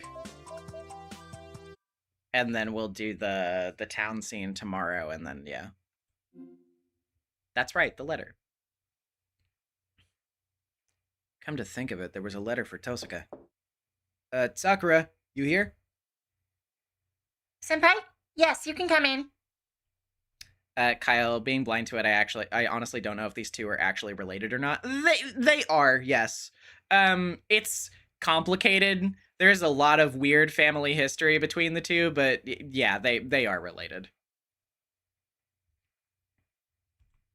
Sakura sounds busy.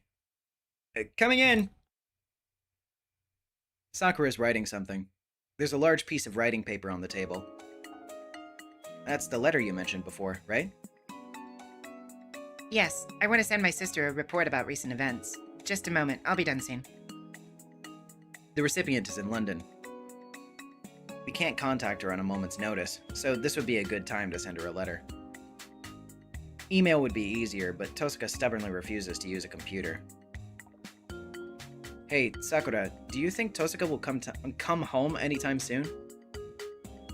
I don't think she can in the near future. She said that October would be difficult, and she'll let us know if she does decide to come back. Oh, so she probably won't be back by the 11th. Things aren't going so well. If Tosuka was here, she could figure this half-cocked situation out right away. Okay, maybe not right away, but I think she would find us some leads. Do you want her to come back? Sakura asks. She seems happy about it. Not really. I can only relax mentally when she's not around. It's not a problem for me if she travels a lot this year.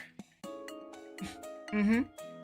That sounds like she doesn't have to come back this year, but I'll run out of patience if she isn't back next year. That's how you really feel, isn't it? Ugh. I don't know what to say. Sakura's growing more formidable by the day. She's been maturing even without her big sister around. She's been surrounded by a lot of unique people lately, so it must be educational for her. I wonder what would happen if Tosuka came back now.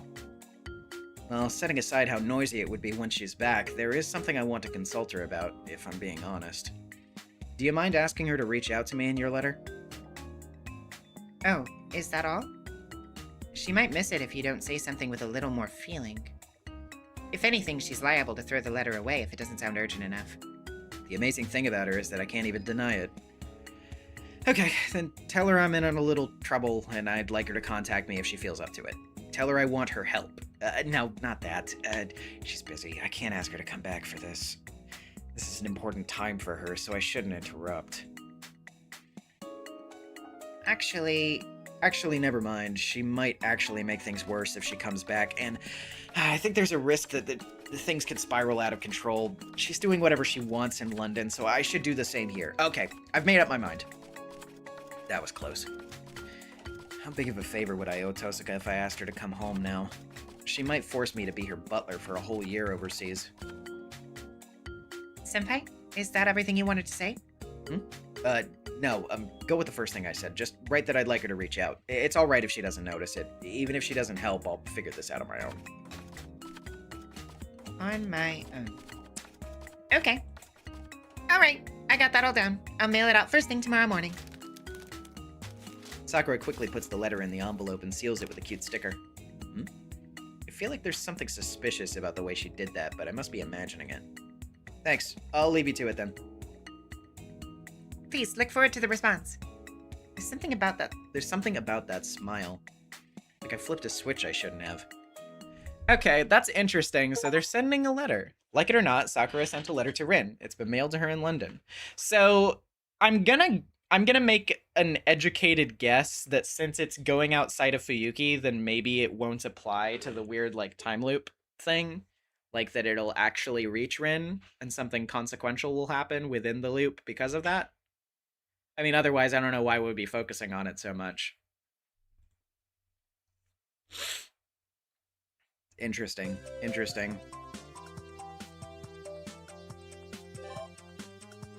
Okay, we're not going to the pool.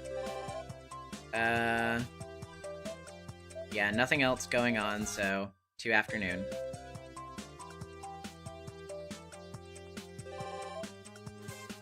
there's school and the temple.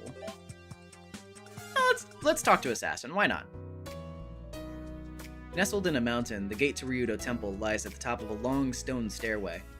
It's guarded by a fickle gatekeeper, not like the usual Deva King or Lion Dog statues, though. He's here today. I spot Assassin, Sasaki Kojiro. I've never seen him in town, and lately he hasn't even shown up much around the gate. Of course, he's dressed like this even when pilgrims come during the day. Definitely a suspicious character. Fortunately for the visiting public, only people with spiritual senses can see him, I'd think. I just ended up here on one of my daily walks. Wonder why. Issei is at school on the weekends, too. I usually give him a forced, cheerful greeting, but I can't see me and Kojiro having a real conversation.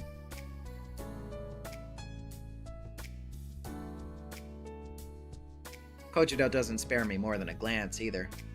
Once he knows I'm not hostile, he looks past me. Still, he's gotta be bored standing here day in, day out. It's literally his job to do nothing. Okay, that's an overstatement, but I can't imagine the utter tedium. I feel bad for him. Maybe I'll bring him some refreshments next time. He doesn't look like he'd turn down liquor. Should I bring him something from the temple cellar? Kojiro abruptly stands up straight. I notice after him the sound of someone climbing the stone steps. The climber stops several times to catch their breath. I wonder who it is. I hide behind the gate and watch the stairs. Wait, there's no reason for me to hide. I just went with the flow. Oh, it's Saikusa. The climber rests again, a few steps away from the top. I recognize her face. It's Saikusa. Did she come alone? She ascends the last few steps after she finally recovers her strength.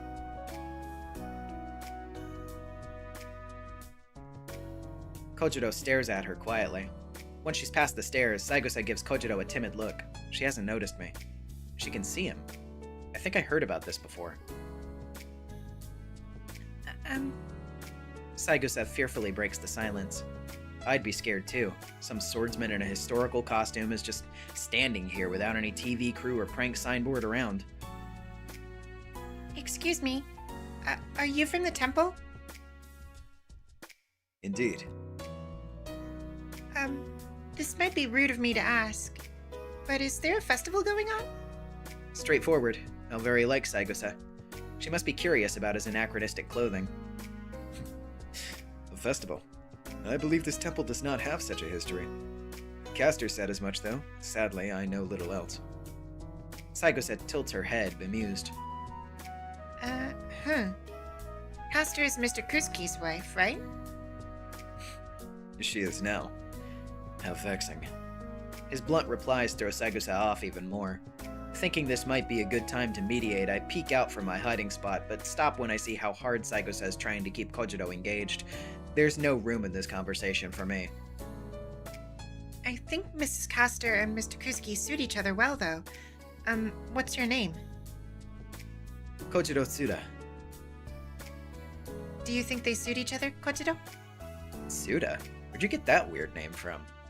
Maybe he thinks that calling himself Sasaki while wearing that outfit would invite suspicion. What's your name? I'm Yukika Saikusa. Then Yukika Saikusa. The sight of that woman's envy when her husband's attention is elsewhere was one of my precious few pleasures once. Lately, however, it's lost its luster. That's pretty spiteful, Kojiro. I can relate, though. He must not be very happy stuck on guard duty all while Castor frolics around town. Really? Oh, it's just an odd delight of mine. I'm sure she would be happy to have the blessing of an innocent girl like you. Kojiro murmurs and sits down on the stairs. I'm innocent? Kojiro's body language seems intended to shoo Saikusa away, but she sits down next to him instead.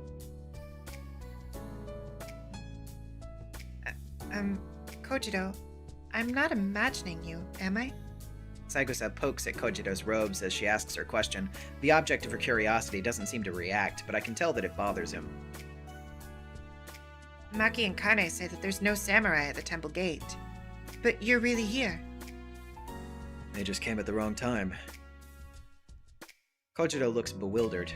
Even he would find it hard to deny a puppy's curiosity. Really? You were inside the whole time? No, I was on top of the gate. My job is to watch for unsavory characters hiding among the pilgrims. He isn't lying, but it isn't the whole truth either. I'm sure he's hesitant to tell her all about servants. Oh, so that's why you're dressed like a samurai? I was wondering if you were practicing for one of the festival shows. Kojiro looks like he's at a loss, while Saikusa smiles innocently. That's amazing, Kojiro. You look like an actual samurai. Is that longsword on your back real? Its name is Bitsuawe. It is over 5 shaku long. What? When she hears that it's a real sword, Saikusa jumps backward, babbling. It's only to be expected. Anyone would be scared if a man carrying a real sword was in front of them. In fact, something's wrong with me for not reacting that way. Don't be afraid. I would not slay a helpless child. But aren't you worried about the police? Temples have always been off limits to local wardens. They're of no concern. What century are we talking about here? Still looking terrified, Saikusa works up her courage and sits down next to Kojiro again. There's no place for the conversation to resume from, but they seem to be getting along well enough. As I'm watching them from behind the gate, the sudden shame of peering in on their conversation makes me scratch my head in embarrassment. Kojiro, What is it? if it's all right with you, I'm getting anxious just listening to this. Saikusa's talking to a man all by herself. I wonder what makes her so curious about Kojiro that she's just being a little bolder than usual. If Makidera were here, she'd be making a mess of things, no doubt. I was wondering if you'd be willing to meet Maki and Kane. Your friends? Yes, I do recall seeing this Kane before. Kojiro nods, but his expression is stern. Really? You've met Kane before? I simply happened to catch sight of her. I was up above last time she came by. I'll never slay children. What about the police? Oh, they're a different story. Yeah. It's truly a good idea, though, for your friends. Is it truly a good idea, though, for your hermits to meet such? Oh my God! For your friends to meet such a hermit, to meet a hermit such as me. I can read. Okay. He lets out a light theatrical sigh. It looks like he's taking advantage of Saikusa's naivete to entertain himself. I'm sorry. I didn't mean to bother you. You're right. Saikusa looks disappointed. It takes someone as pushy as Makidera or Tosuka to get him to agree to that. Yes, Lady Yukika?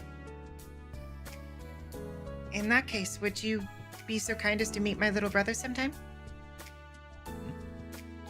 And why would I do that? I think they'd be amazed to see a real live samurai. If you'd be willing to make time for them, that is. Saikusa trails off again. I'm sure she's trying her hardest. Kojiro smiles faintly at the invitation. There's no way she knows the weight of what she's asking him to commit to. You have younger brothers, my lady? Yes, I'm the oldest. I see. They must be kind and thoughtful like their sister. Saikusa blushes bright red at Kojiro's compliment. She starts to panic again. That isn't true. They're naughty. They don't listen to me. They eat too much. They're always stirring up trouble, and I bet they're going to say weird things to you, and oh gosh, it makes me so nervous. I'm sorry. There's no need for alarm, Lady Yukika. Yes, it may not be a terrible idea to share some old tales. Kojiro nods, once again amping up the dramatic flair. He's being evasive, but I didn't realize he was this socially adept. Or was this his genuine personality all along? If so, I've gravely underestimated Saikusa. Really? If the mood strikes me, I'll reveal myself to them. But it is dangerous to visit at night. Bring them by during the day. Then I'll come back again with my brothers another time. Thank you, and sorry again for asking all of this. She bows repeatedly. I missed my chance to make an exit, but all's well that ends well. Honestly, this is just eavesdropping. Kojiro probably knows I'm here, but it's rude to Saikusa. I leave the mountain gate as quietly as I can. Guess I'll take a look around the temple grounds. That was cute. Alrighty. I think it's time. Let's go investigate the town at night. With Saber.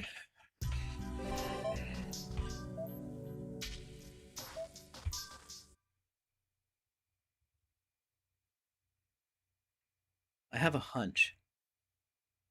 It tells me that something is finally beginning.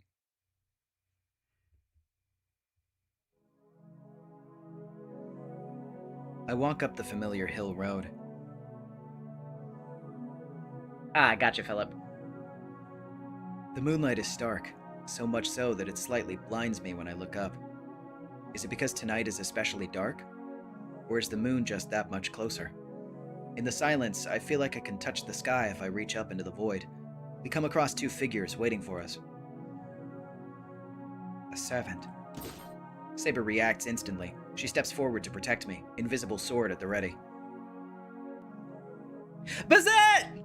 Sorry, I got excited. We meet again, Saber. Though I suppose this would be the first time for you. I stare at the female mage in disbelief. So it's only you? So it's only you? I don't know what you're planning, but a lone servant works out well for me. I've already defeated the other servants. Now I will finish you off and call a check on this game of chess. Sparks rise from Saber's body. She seems to have intuited that the mage truly intends to do battle. You claim to have defeated all of the other servants? No, there is still you and your master, and the Einsburn master and her servant. Once I deal with you, I will assault Einsburn Castle and seize the Holy Grail. Saber's demeanor has already changed from combative to positively hostile. She sees this woman as a total enemy and is waiting for me to give the order to engage. In other words, she's waiting for my go-ahead, a command to defeat our foe. But surprisingly, my thoughts have ground to a halt. I'm spellbound by the sight of her. I've even forgotten to breathe. This is a master whom we truly don't know. Someone who's truly trying to resume the Holy Grail War. She really exists. It's no illusion. But it has to be. It doesn't add up. There are too many contradictions. That's right. Besides, if this woman exists, then the person next to her. Looks like I'm finally up. Time for a rematch. Don't hold back, Master. Would be an 8th servant. What?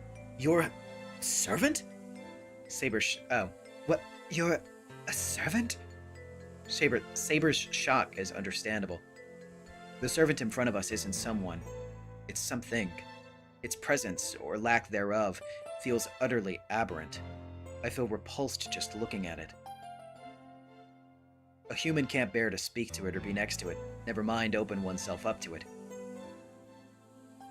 Allow me to introduce myself again. I am Bazette Fraga McRemens, a master dispatched from the Mages Association. He is my servant, Avenger. The featureless shadow snickers. He shouldn't have a face, but his body language is clear. It's a duel, then. Don't interfere, Master. Saber's a good match for me. I can fight her until the time is right, even without your help. Very well. But don't forget to pull back. You lack the ability to finish Saber for good. At least try your best to make her use her noble phantasm. The mage, Bazette, plants her feet firmly. She unshoulders the load she's been carrying. Laser, thank you for renewing your channel membership. For 34 months, goodness. A lead-colored sphere rolls out of it. It doesn't appear to be any sort of weapon. It floats into the air behind Bazette, then stops. It must be some sort of defensive mystic code against servants. Its crystals give off a faint light as it levitates around Bazette, as if to protect her. Let the battle begin. Take up your sword, Saber. My servant and I will defeat you this time. Bazette retreats, letting her servant take the front line. That's weird. That isn't how she fights. Wait, Saber,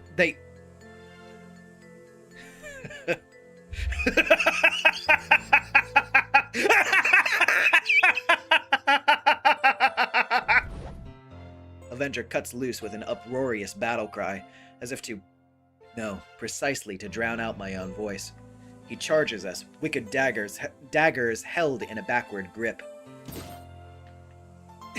Engaging. Stand back, Shido. Saber meets the Shadow's charge head on.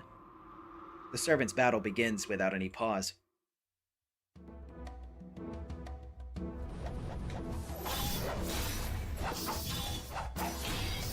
Saber and Avenger.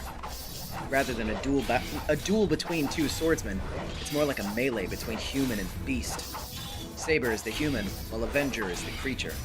They're not using any noble phantasms or magecraft.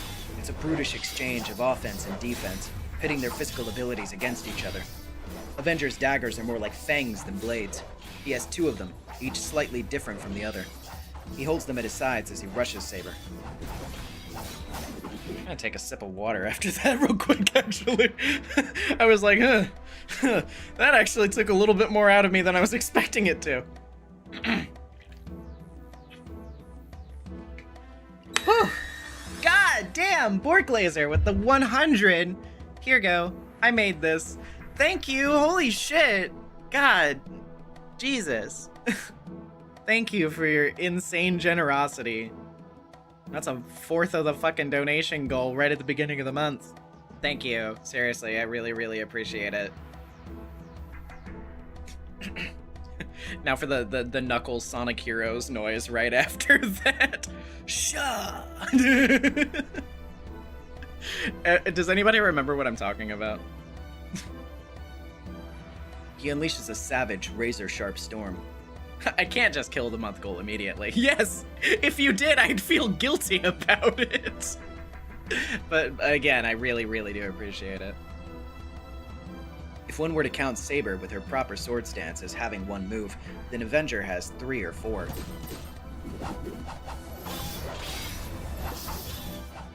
It's a bizarre sight. Avenger isn't slow at all. The footwork he displays is dizzying and frantic, his blade work ceaseless. He attacks Saber with suicidal delirium. He's more than fast enough. But this next attack and the one after that gets even faster.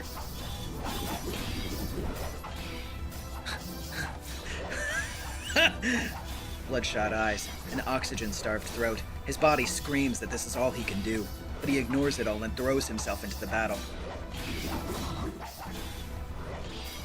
You feeling guilty was a genuine concern I had. Don't worry, I have money to spare and you deserve it. Oh, thank you. I really appreciate that. Thank you so much. That's very, very nice of you. Stronger. If she blocks him, then he needs to be stronger. More. If she can parry him, then he needs to attack more. His body has no limits. No, it doesn't know its own limits. He fights with a mania that cares nothing for his own ruin. Like a beast possessed. What? I rub my eyes. Is that the servant's style?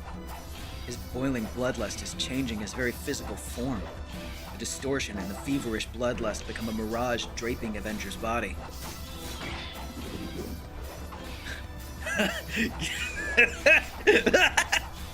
Avenger swings his daggers much faster than he did when the battle first began, and that unending storm of blades is repelled by Saber without fail. No normal human could stand up to a giant carnivorous predator, but this time the balance of power is reversed. Saber has the overwhelming advantage. No matter how fast Avenger makes himself, he still can't reach Saber. The gulf in their power is just too great. To Avenger, Saber may as well be a redoubtable fortress. Even if he trades his life for speed beyond his limits, he'll never measure up to her.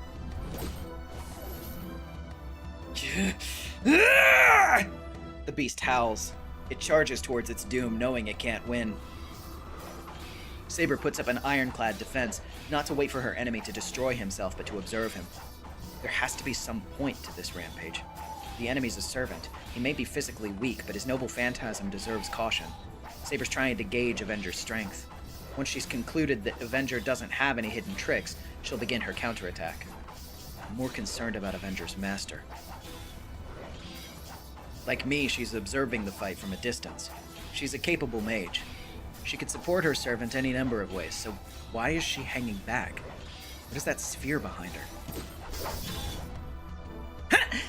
Saber's sword flashes. Unwilling to entertain Avenger's rampage any longer, she intends to finish it. Her sword gets caught in his bizarrely shaped daggers. A swordbreaker? That's what daggers shaped like that were originally designed for. They're meant to trap the opponent's weapon rather than tear their flesh. Finally got you, moron! Avenger cackles at his ensnared prey. Saber's sword is trapped by his left dagger. He uses the remaining right dagger to cut Saber. Huh? All of his fangs shatter. The left-hand dagger trapping the sword, and the right-handed dagger attacking Saber's armor. Saber shatters them to dust in a single breath. Saber's sword slips free. Damn, that's some crazy mana burst you've got there! He screams, but it's too late to get out of the way.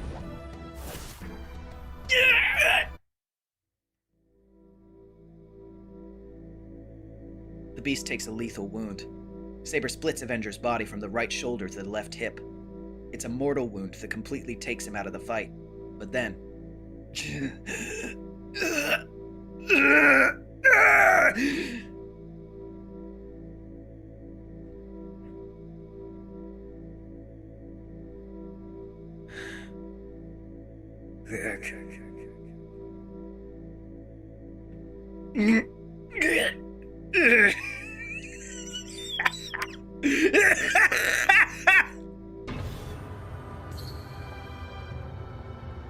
Avesta! The enemy manifests his noble phantasm.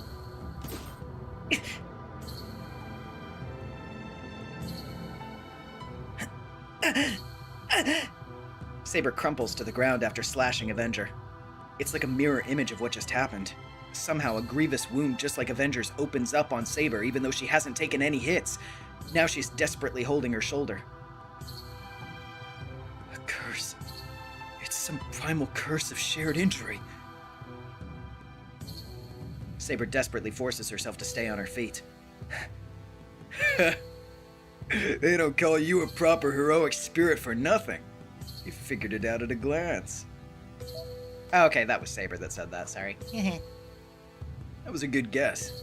What you just felt was the world's simplest curse. The kind that returns an injury to the person who dealt it.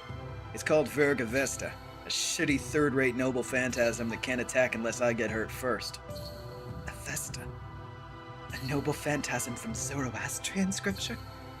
More like a useless copy of it. Well, it's still got its perks, even if it can't deal double the damage like the original scripture. Get it, Saber? These wounds dealt to your soul can't be healed by normal means. As long as my wound doesn't heal, your pain will never disappear. The shadow sneers. He's taken a grave wound but still has a few minutes to live. He backs away. Still, I'll be dead in a few minutes. On the other hand, that wasn't enough to kill you. You could just hang on until I kick the bucket. Bizette breaks her silent watch. She wastes no motion in putting gloves on both hands. But you don't have the luxury of relaxing now. Stop holding back, Saber. My master won't pull her punches when it's time to go to work. Not even against kids. Once she takes you down, the boy's next. Strength returns to Saber's body. Either Avenger's taunts worked on her or she realized that I'm about to run in to help. You underestimate me. Did you really think a trifling wound like this would stop me, Avenger? Saber bears her sword. There's quite some distance between her and both of our foes. From this position, she'll wreck the church, but we already checked that there was nobody inside. Shido, grant me permission to use my noble phantasm. Hurry! The enemy master is about to act! Electricity arcs around the sphere floating behind Bizette. I don't know what she's about to do, but it seems like the mage is about to attack Saber. It's futile. Like trying to stop an oncoming tsunami by throwing pebbles at it. Take care of it, Saber! Try to limit the power as much as you can! It activates in an instant. The noble phantasm fires in less than a second, even with its power restrained. Its speed and power are unparalleled among its kind. The only weapon that can match Saber's sacred sword in power is the King of Heroes' Sword of Rupture. No mere human magecraft can possibly stop it head on. Hex! The golden sword's held high, in the face of its radiance.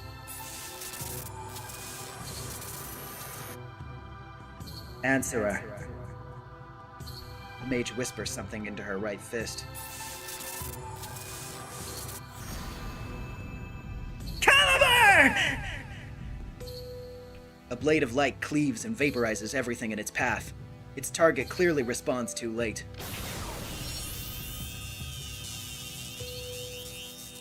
Fragarak! Bizet Frugga McRemits activates her noble phantasm. Holy shit! Holy shit!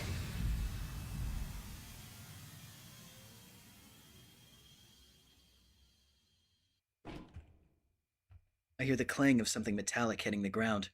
Saber's still standing, but so is her opponent, who should have been reduced to ash. Saber lowers her sword, glaring at her distant foe. The victory her weapon promised never came. In shock, she stares out into the darkness. There's a single hole in her armor. It's a mortal wound delivered with the bare minimum of force. A wound the size of a pebble, a black speck like you'd see on camera film. It's the scar of Saber's defeat. Burns. I look at the enemy master. Her face is twisted in pain. That attack scorched her glove and she licks the back of her hand. The sphere's lost its leaden luster, as if expended after a single use. Fragarak. A dagger said to belong to Lu, god of war in Celtic mythology. According to legend, it would leave its sheath and cut down an opponent before they could draw their sword, without its wielder needing to lift a hand. A blade of light that preempted Saber's noble phantasm after it was fired. Saber should have won. Fragarak was loosed even faster than Excalibur, not only defeating Saber, but canceling out Excalibur's radiance. It's incomprehensible. Whatever magical principles this miracle operates by, it's beyond human understanding. All I can take away from the exchange is that mystic code can rival a servant's noble phantasm. It's the ultimate counterattack that strikes first.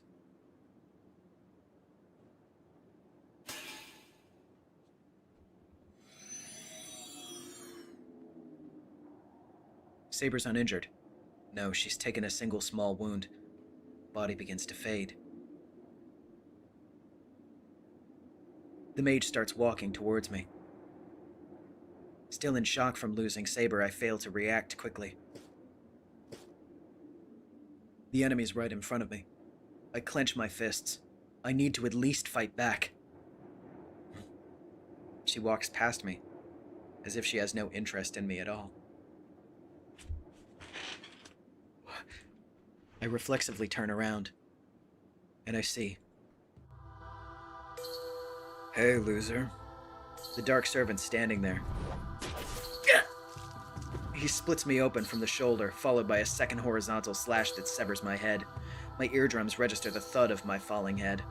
The ground rises up to meet me, followed by a tumbling, rolling sensation. Try again with a different partner.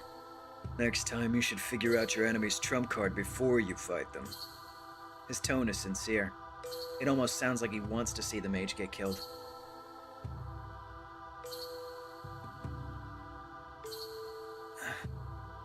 I'm blacking out. The moon revolves around me like a bleached skull. And so, this screwed up Holy Grail war waits. It waits for the next runner to attempt it again.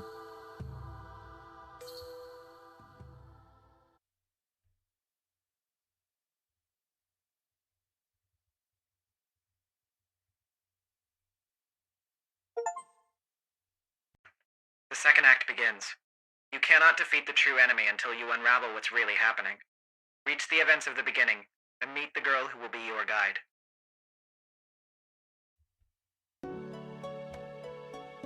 Fucking hell. Okay. Well, Philip said that we should start again real quick to get a little bit of cliffhanger resolution, or a little bit more cliffhanger, I guess, before we head into our usual afterward and art shit. So let's do that real quick. God damn. Ooh. Ooh.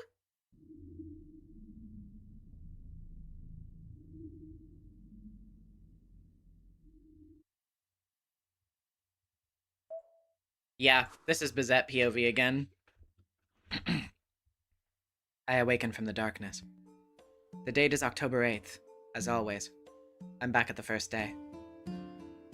Let's see. Oh, no, wait. No, this is Avenger POV, actually, isn't it? I awaken from the darkness. The date is October 8th, as always.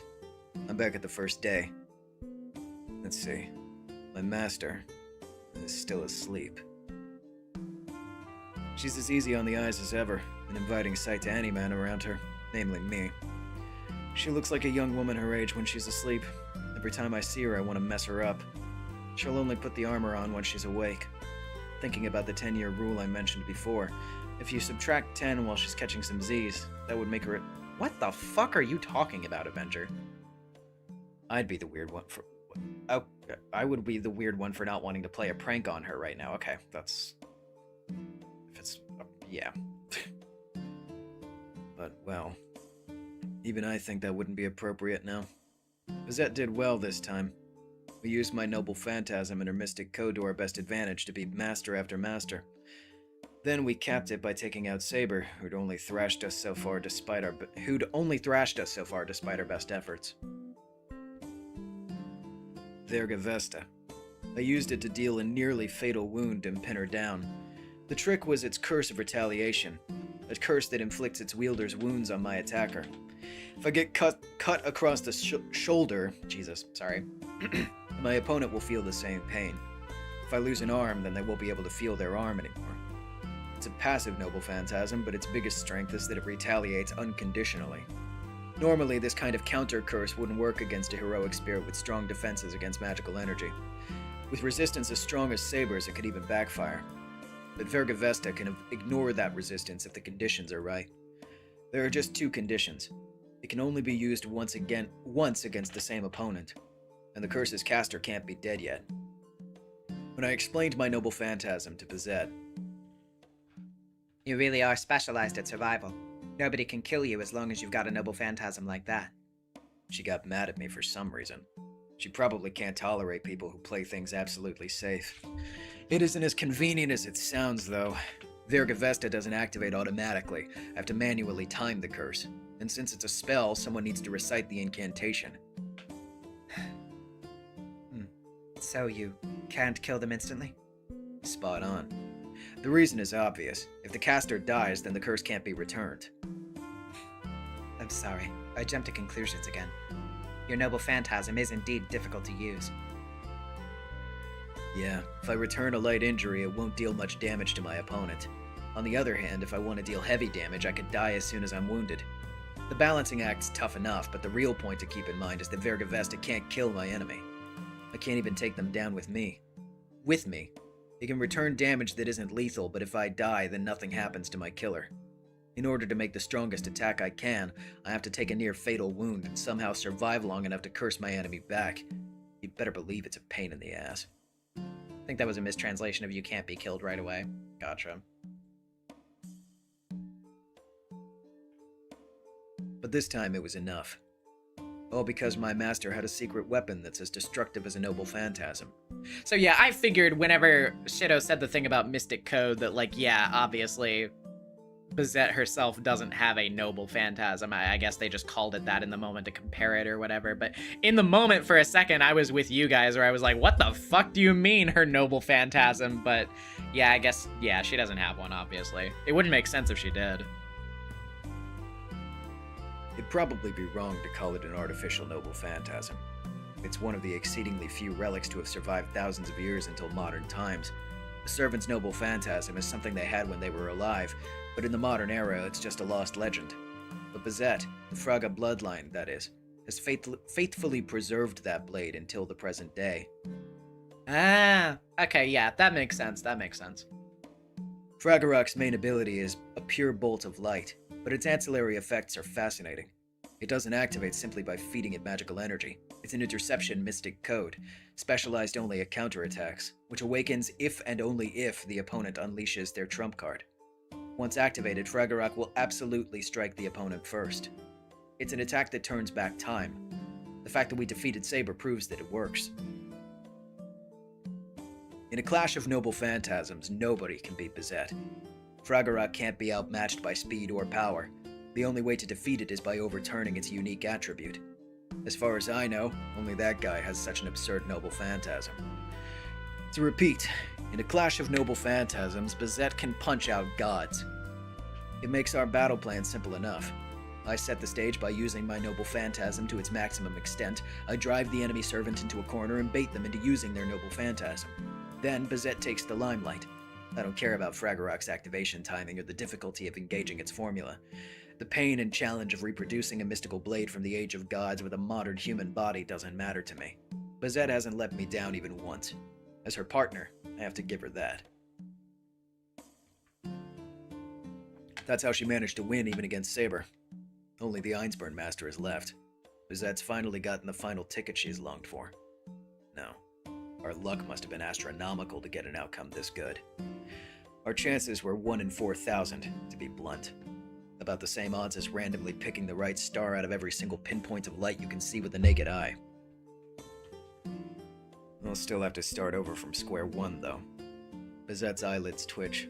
She exhales, calming her labored breathing until it becomes quiet. She should be awake in another 20 seconds or so. Now, this will be a war zone once she wakes up, so I'd better tremble and hide in a corner of the room. If I tease her like I usually do, she might knock my head clean off. This might be the last sight I ever see. I scratch my cheek at my insignificant regrets and retreat to a safe distance.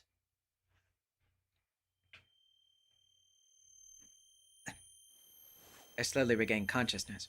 I feel fatigue, as if my body's made of lead. I feel fulfilled, knowing I can breathe again. I've repeated this resurrection ritual plenty of times now. I've made it back from that dreadful abyss again, whether I want to or not. Why? I was sure I defeated Saber this time. He didn't lose. Not even once, so... My vision is impaired after resurrection. It's hard to see in the unlit room. Andla Mainyu isn't in his usual chair. He's in the corner of the room, probably playing with that puzzle again. Hey, you're awake, Master. How does it feel coming back from the dead? His usual greeting. It's his usual way of checking on me after we fail and return to this night. Thunder, what happened to me? To us? We beat Saber past midnight and then... There's nothing after that. I have no memories of what happened on the 4th night after we defeated Saber. And then we came back here. You can tell, can't you? Oh, wait. And then we came back here. You can tell, can't you? You've already experienced it plenty of times. He's become a shadow and I can't see him. I can only tell that he's there. He's grinning. It's a devilish, sadistic smile. Undermine you. Answer me. What's going on? We defeated Saber, Rider, Assassin, Caster, and Archer too. We only needed to beat the Einsburn's Berserker. So why? Why are we back to the first day? I pound the sofa with my fist. My anger forces my body to move despite the rigor mortis. My servant, Anlamanyu, stays in the corner watching me, smiling at me. Why won't you answer? You are my servant, right? We fought side by side, so why? I'm flooded with frustration and despair. That's right. I've always known this servant can't be trusted. So why do I feel so disappointed? And yeah, all but Lancer was listed. I wonder why that is. Care to share, Bazette? Do you have to ask, Master? I told you. You can repeat the Holy Grail War forever. Once you beat Saber and the 4th day ends, everything goes back the way it was. No matter if you die, no matter who gets the Holy Grail, we come back to this night after the 4th day ends. No exceptions. As long as we take part in the Holy Grail War, these 4 days will keep repeating. I can't believe you're asking that now, Master. That's pretty selfish. You've died and come back to this night lots of times. Started over no matter how many times you've lost, so don't complain now. You never questioned how convenient it was, even as you relied on it over and over. He cackles. I try to stand up but fall to my knees instead. My legs are still unresponsive. I'm pathetic. I let Avenger provoke me, but I can't even move my body yet. I just look like a silly child. Avenger. So you're saying that it doesn't matter whether we win or lose? Once we reach the 4th night, we'll be forcibly returned to the 1st night? In exchange for not dying during these 4 days, we can only survive during these 4 days?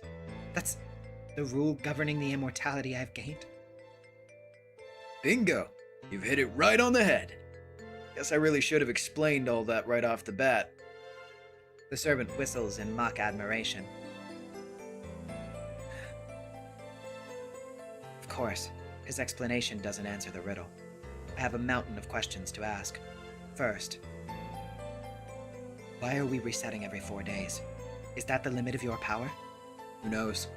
I don't get the logic behind it. Isn't it better than 1 day? Can I go past the 4th day if I don't use your noble phantasm? Who knows? This isn't my noble phantasm. It's the privilege of our pact. You have to be the one who changes it. Then, what if I win the Holy Grail War within 4 days? Will that put a stop to this phenomenon? Who knows? We haven't tried it, but it'd be nice if that worked. As things are, we'll never escape from this loop. I grip my teeth, hard. Avenger isn't taking this seriously. No, he doesn't intend to give me a serious answer at all. But that isn't why. I'll never escape from this loop. Until now, I thought that I could just fight until the very end without dying. But in reality, there was a limit to these 4 days, and I'm finally at the end of the line. 4 days. Is it possible to defeat all the other masters in 4 days? It's impossible. No matter what I do. I can't defeat all 6 of the other masters. This time, no, last time, the battle against Saber took everything we had. Those last 4 days went as well as I could have hoped. It was the most optimal route I could think of after repeating this loop countless times, and I still couldn't reach the Einsburn Master. No matter what I try, there's always still one enemy left. And should I change my approach? No, that definitely won't work. If I wait for the other masters to eliminate each other, the 4 days will quickly run out. Brute force using everything at my disposal won't work either. To begin with, I only have 3 of the same Fragarak that I use against Saber available to me right now. 1 for Einsburn, 1 for Saber. Should I use the last one on a servant who I can't separate from their master? No way. I've never even gotten past the 2nd day with that approach. Besides, the masters aren't my only enemies. I also have the unidentified hordes of familiars and the mystery mage controlling them to worry about. If by some miracle I win the Holy Grail, I still need to defeat an 8th unknown enemy who also covets it. I can't believe this. It's like I've been fighting all this time just to keep the Holy Grail War going.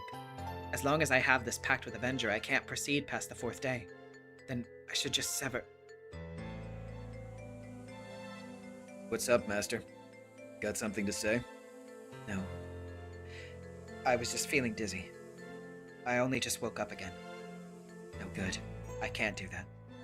There's only one way to solve this. I have to win the Holy Grail War while I'm contracted with Avenger.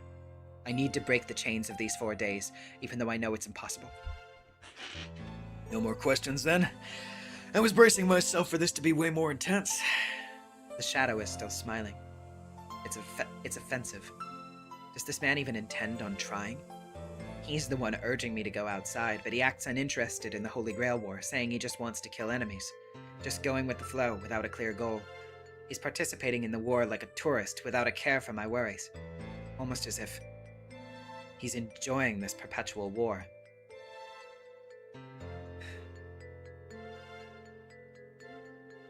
Okay, yeah, that's her line. That's right. You said that we should continue the Holy Grail War.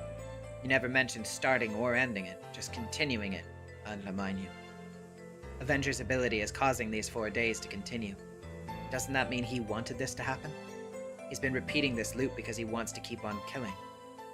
Avenger, I'll ask you one more time. We aren't trapped in this loop because you want it, are we? It's just a side effect of resurrecting your master. Yeah, I can't resurrect the dead on the spot. On the spot they died. The only way is to go back and start over from the beginning. As long as you have a pact with me, Master, you won't die. I don't know why we're limited to only 4 days. Oh yeah, the Einsburn Master manages the Holy Grail. She might have figured out what's going on. Avenger. Anramanyu isn't lying. I want to believe that, at least. Avenger. What is your wish for the Holy Grail? You said something strange last time, but did you really wish for this situation? I stopped myself from asking. I can't say that yet. I don't have any proof yet, and once I do, I have a feeling we'll become enemies. My wish hasn't changed. What about you, Master? What are you going to wish for once you win the war? Actually, why did you even come to Fuyuki? The shadow isn't smiling anymore. Avenger stares into my eyes with a terribly grim expression from the shadows. No. What was it again? The wish. My wish. I don't have one. My only desire is to win the Holy Grail War and obtain the Holy Grail. No, but... I start to deny it, but I feel dizzy. There was something I wanted to find more than the Holy Grail. Hey, what are you looking for? I can't remember. I think my memories are still spotty. Are you sure? Maybe you never had them to begin with. I glare at the shadow. The blood finally returns to my numb legs. I can walk now. Enough nonsense, Avenger. I'm going to treat you like the servant you've always been. That's too bad. Just when I thought we were finally getting to know each other, I'm back to being the prime suspect. If you don't like it, then... No. I need to be the one to take this more seriously. Change of plans, Avenger. Starting tonight, we're going to find out why your ability is only limited to 4 days, to win the Holy Grail War. If I can't win in 4 days, I need to figure out why that's all the time I have. Makes sense. You're back in your groove, Master. I don't have any hints for you, though, since I don't know why either. You already gave me a hint. It's suicidal, but worth trying. Perfect for me, since I can die as much as I need to. I can't afford to be squeamish about my methods. Right now, I can't trust Anramanyu, so I need to find someone who knows more about him than he does. Hold on, I was kidding. Let's not do this. It's insane to charge into the enemy's home base. I'm telling you, it won't end well. Anramanyu looks genuinely reluctant. He's making pitiful puppy eyes at me, but that won't work anymore. I'm not changing my mind. Get ready, Avenger. We're going to the forest outside of town. In 2 days, we'll conquer the Einsburns castle. I shoulder my pack and leave the mansion, taking the unwilling Anramanyu with me. Out of habit, I grasp the earring in my pocket again. Please grant me luck. I hope I get the answers I want at that wintry castle.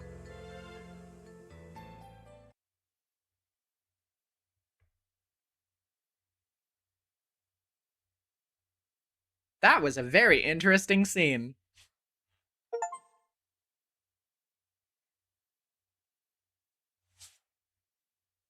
I had a completely disconnected dream. I have a migraine. Maybe it's because of my irregular sleep schedule. It's not yet 6 a.m. The sunlight's somewhat strong through my window, and the air seeping through the cracks is somewhat cold. There's another Holy Grail War happening at night. A Fuyuki that ends on the 4th day. A visitor that didn't exist before. Incoherent words go through my head, disappearing without a trace. I don't remember seeing or hearing them, but the runner next to me insists that they're fiction, and that they're real. Okay, better go make breakfast. I shake off the delusions. The dream I had today was of getting ready for the cultural festival. It wasn't a strange dream at all.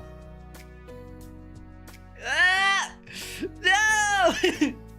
Shido!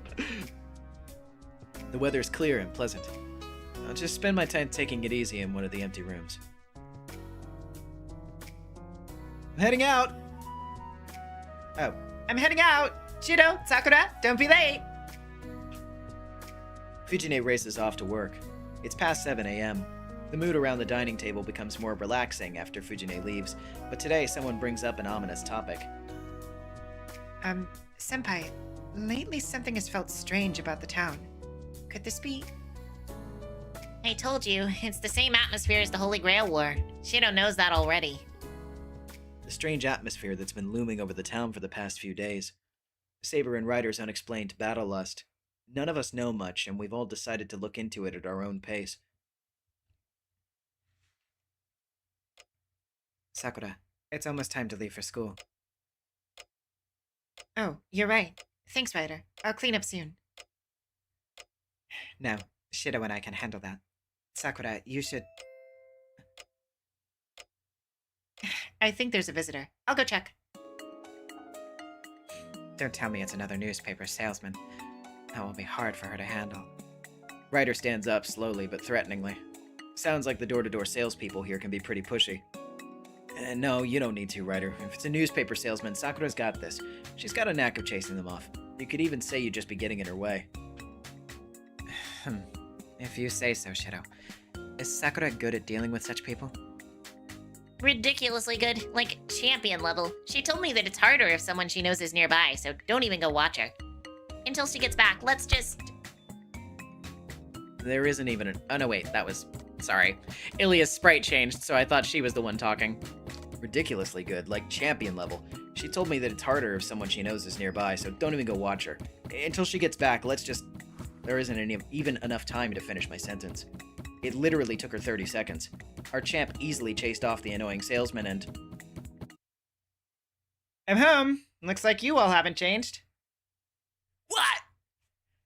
Rin! Rin's back! Huh? Our champ's back. Why'd you freeze? Oh, is there some nasty ghost haunting me? Ah, man, I knew I should have gotten myself cleansed before I flew home. That's what I get for being cheap and asking a freshman. Rin Tosaka mutters something ominous. The only one behind her is Sakura, looking embarrassed. So, what kind of ghost's behind me?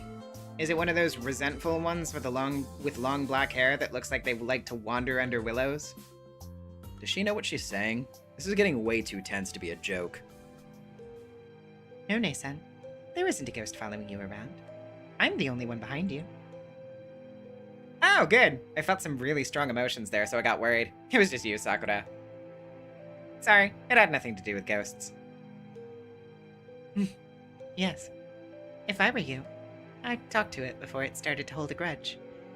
I'd tell it to stop acting so high and mighty when it only just showed up. You've sure gotten confident in the last month, Miss Mato. You too, Senpai. Please stop acting like you're the head of the house when you've been gone for a whole month. Is how the paragons of sisterly love are laughing. This is terrifying. That's the only word I have for it. And I'm gonna die. The Emiya house turned into hell from the moment they both started talking. That's why I told her if she went to London for help, it would bring even greater calamity down on us. But I'm the actual head of the Emiya household. I won't give up the battlefield Kiritsugu left me to these she-devils. I think that's enough, you two. Preparing myself for a swift, honorable death, I stand up. Yeah, let's stop joking around, Sakura. Yes, I think it was in bad taste. The clock ticks. I stand up and stretch, my arms floating aimlessly at my sides. What was that all about, anyway? Nice preemptive strike, right? Sakura and I recreated a little prank I picked up abroad. Yes, she asked me to help freak you out when I greeted her at the door. They look happy. I don't quite get them, but these sisters sure do get along. Okay, I got that. I wish you'd picked a better prank, but I'm glad that's all it was. That aside, what are you doing here, Tosaka? Everyone nods. Well, you sent up an SOS, didn't you? I'm a busy girl. There's no way I'd come back just for fun. An SOS? Who did?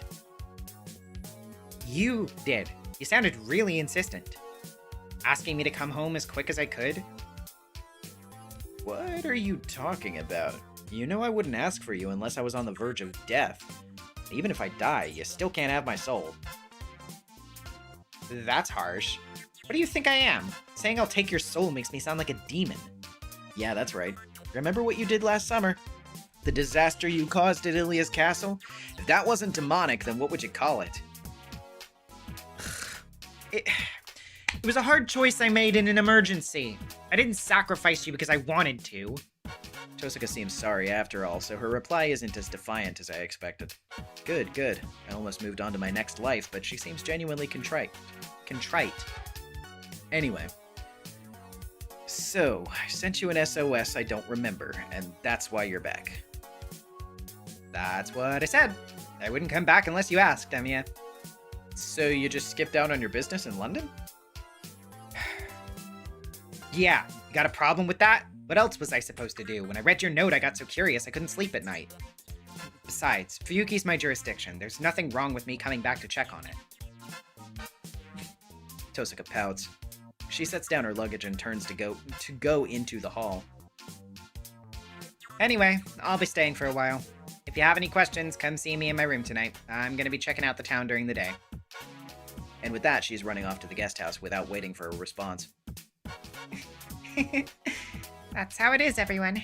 I think my sister is embarrassed that she came back with unfinished business. Saber and Ryder nod, still digesting this sudden change. So yeah, I think you're right about the letter being out of bounds from the Fuyuki time loop, and that's how Rin got it. Yep, that's kind of what I guessed.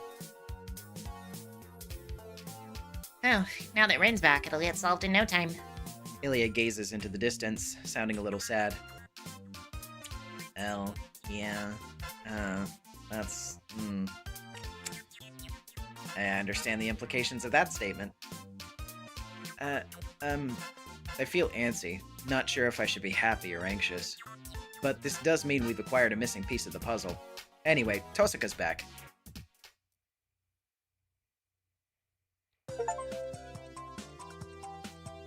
Yay! Rin's home! Rin! Okay. Well, it's time to save. And let's go to the shrine. I don't think we're gonna do Ilia Castle this time just because I'm tired.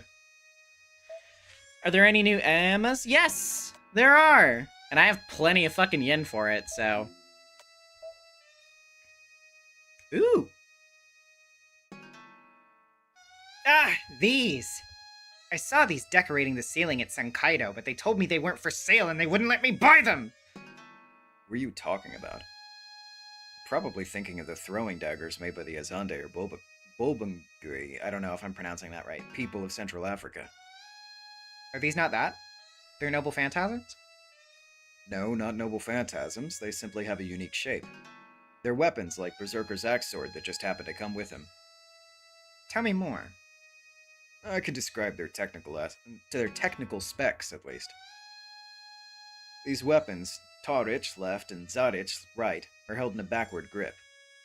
The left traps the enemy's weapon, while the right's used to strike. Alternatively, Hidari Shishigami and Migi Shishigami, if we were to convert their names to Japanese. They're obviously modeled after animal teeth. The teeth of actual demons may have been objects of worship during the times when these were made. Demon teeth. Ugh.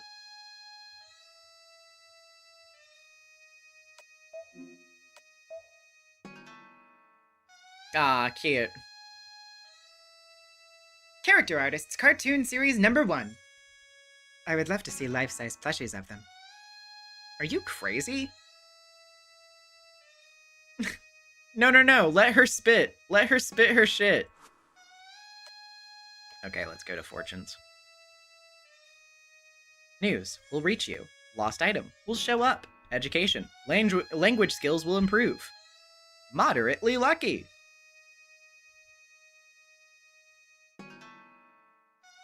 Hell yeah.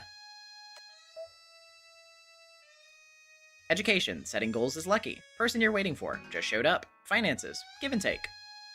Lucky. Okay. The fucking dead archer.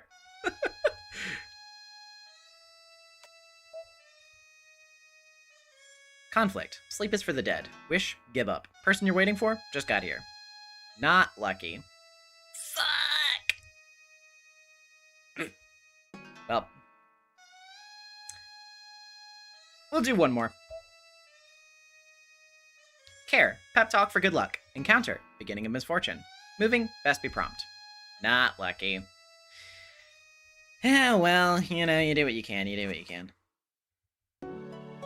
Alrighty. Well, I think then we're probably good to go ahead and call it for the evening. But before we go, obviously, as always, we'll be looking at artwork. So give me just a moment, and I will pull up our artwork for the evening.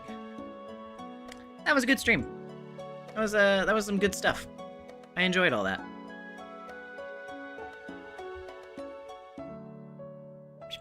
Okay, so let's...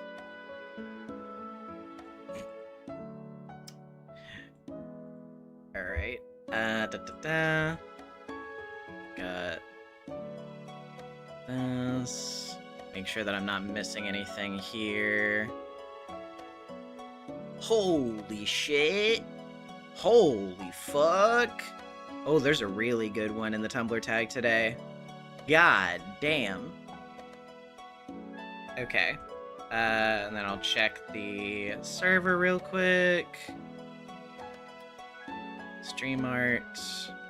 Okay, yeah. There's nothing in the stream art channel, so I think that's all we got. So I'm gonna go ahead and share my screen. Actually, you know what? Even though it's not the correct layout, I'm just gonna go to this screen so that we can have the bigger fan art window, because I'm tired of scrunching it. So first off, we have this from Suko at Suko101 on Blue Sky.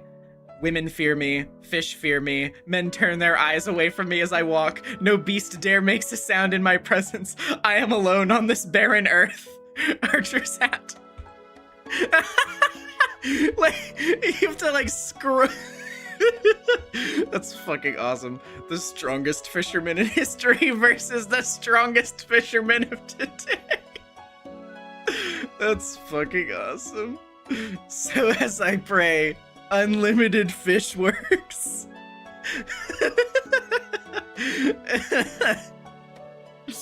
Jesus Christ. This is so good.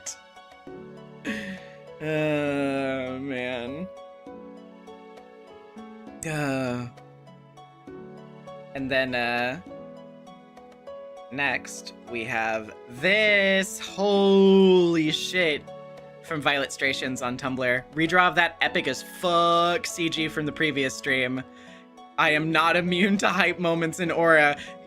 You and me both. God damn. This is fucking awesome. This is so good. You did such a fan-fucking-tastic job with this. Oh my god, this is so cool. Oh, the fucking texture, like the little particle, like the lighting. Oh my god, this is like mwah. Fucking chef kiss. This is fucking crazy good, Violet Strations. Oh my god. Like, you've submitted some really, really fucking good stuff for Fate. This is this might be one of your best ones, in my opinion. Like, you fucking knocked it out of the park with this. This is fantastic. This is so, so good. Holy shit. Sorry, I'm just like staring. I'm just taking it in. Man. Fuck. Yeah, this is fucking awesome. Really, really good. Thank you for sharing this.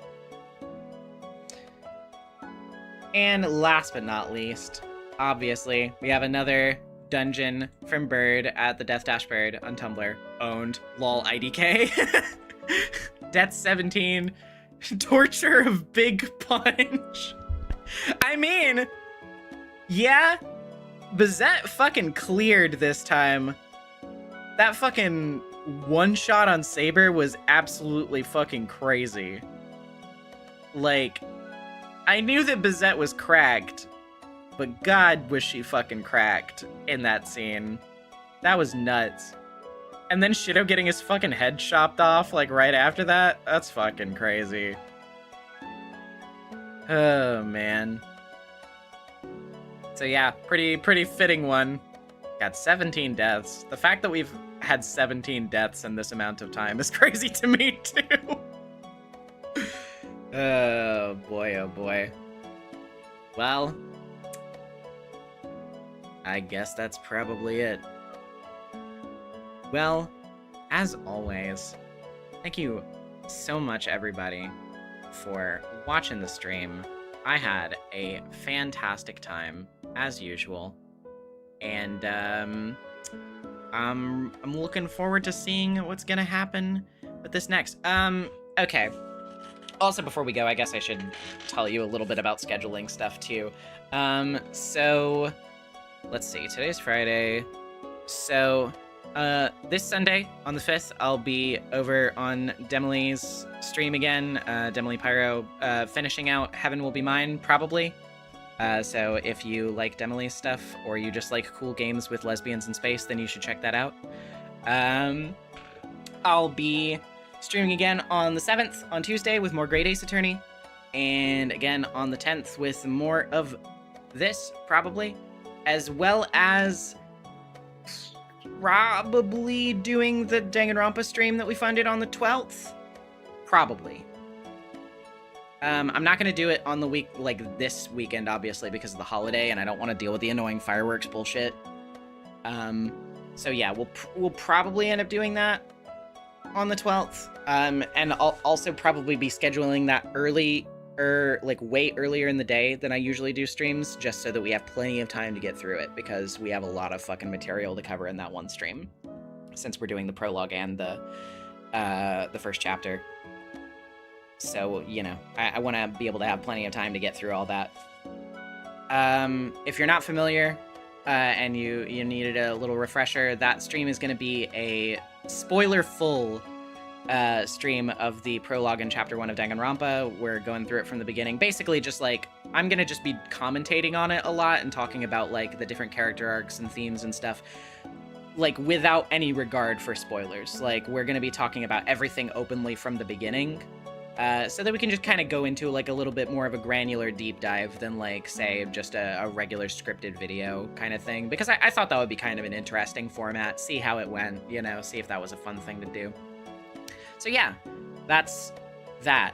I will also disclaim that we will probably, it'll probably be after the next Fate stream.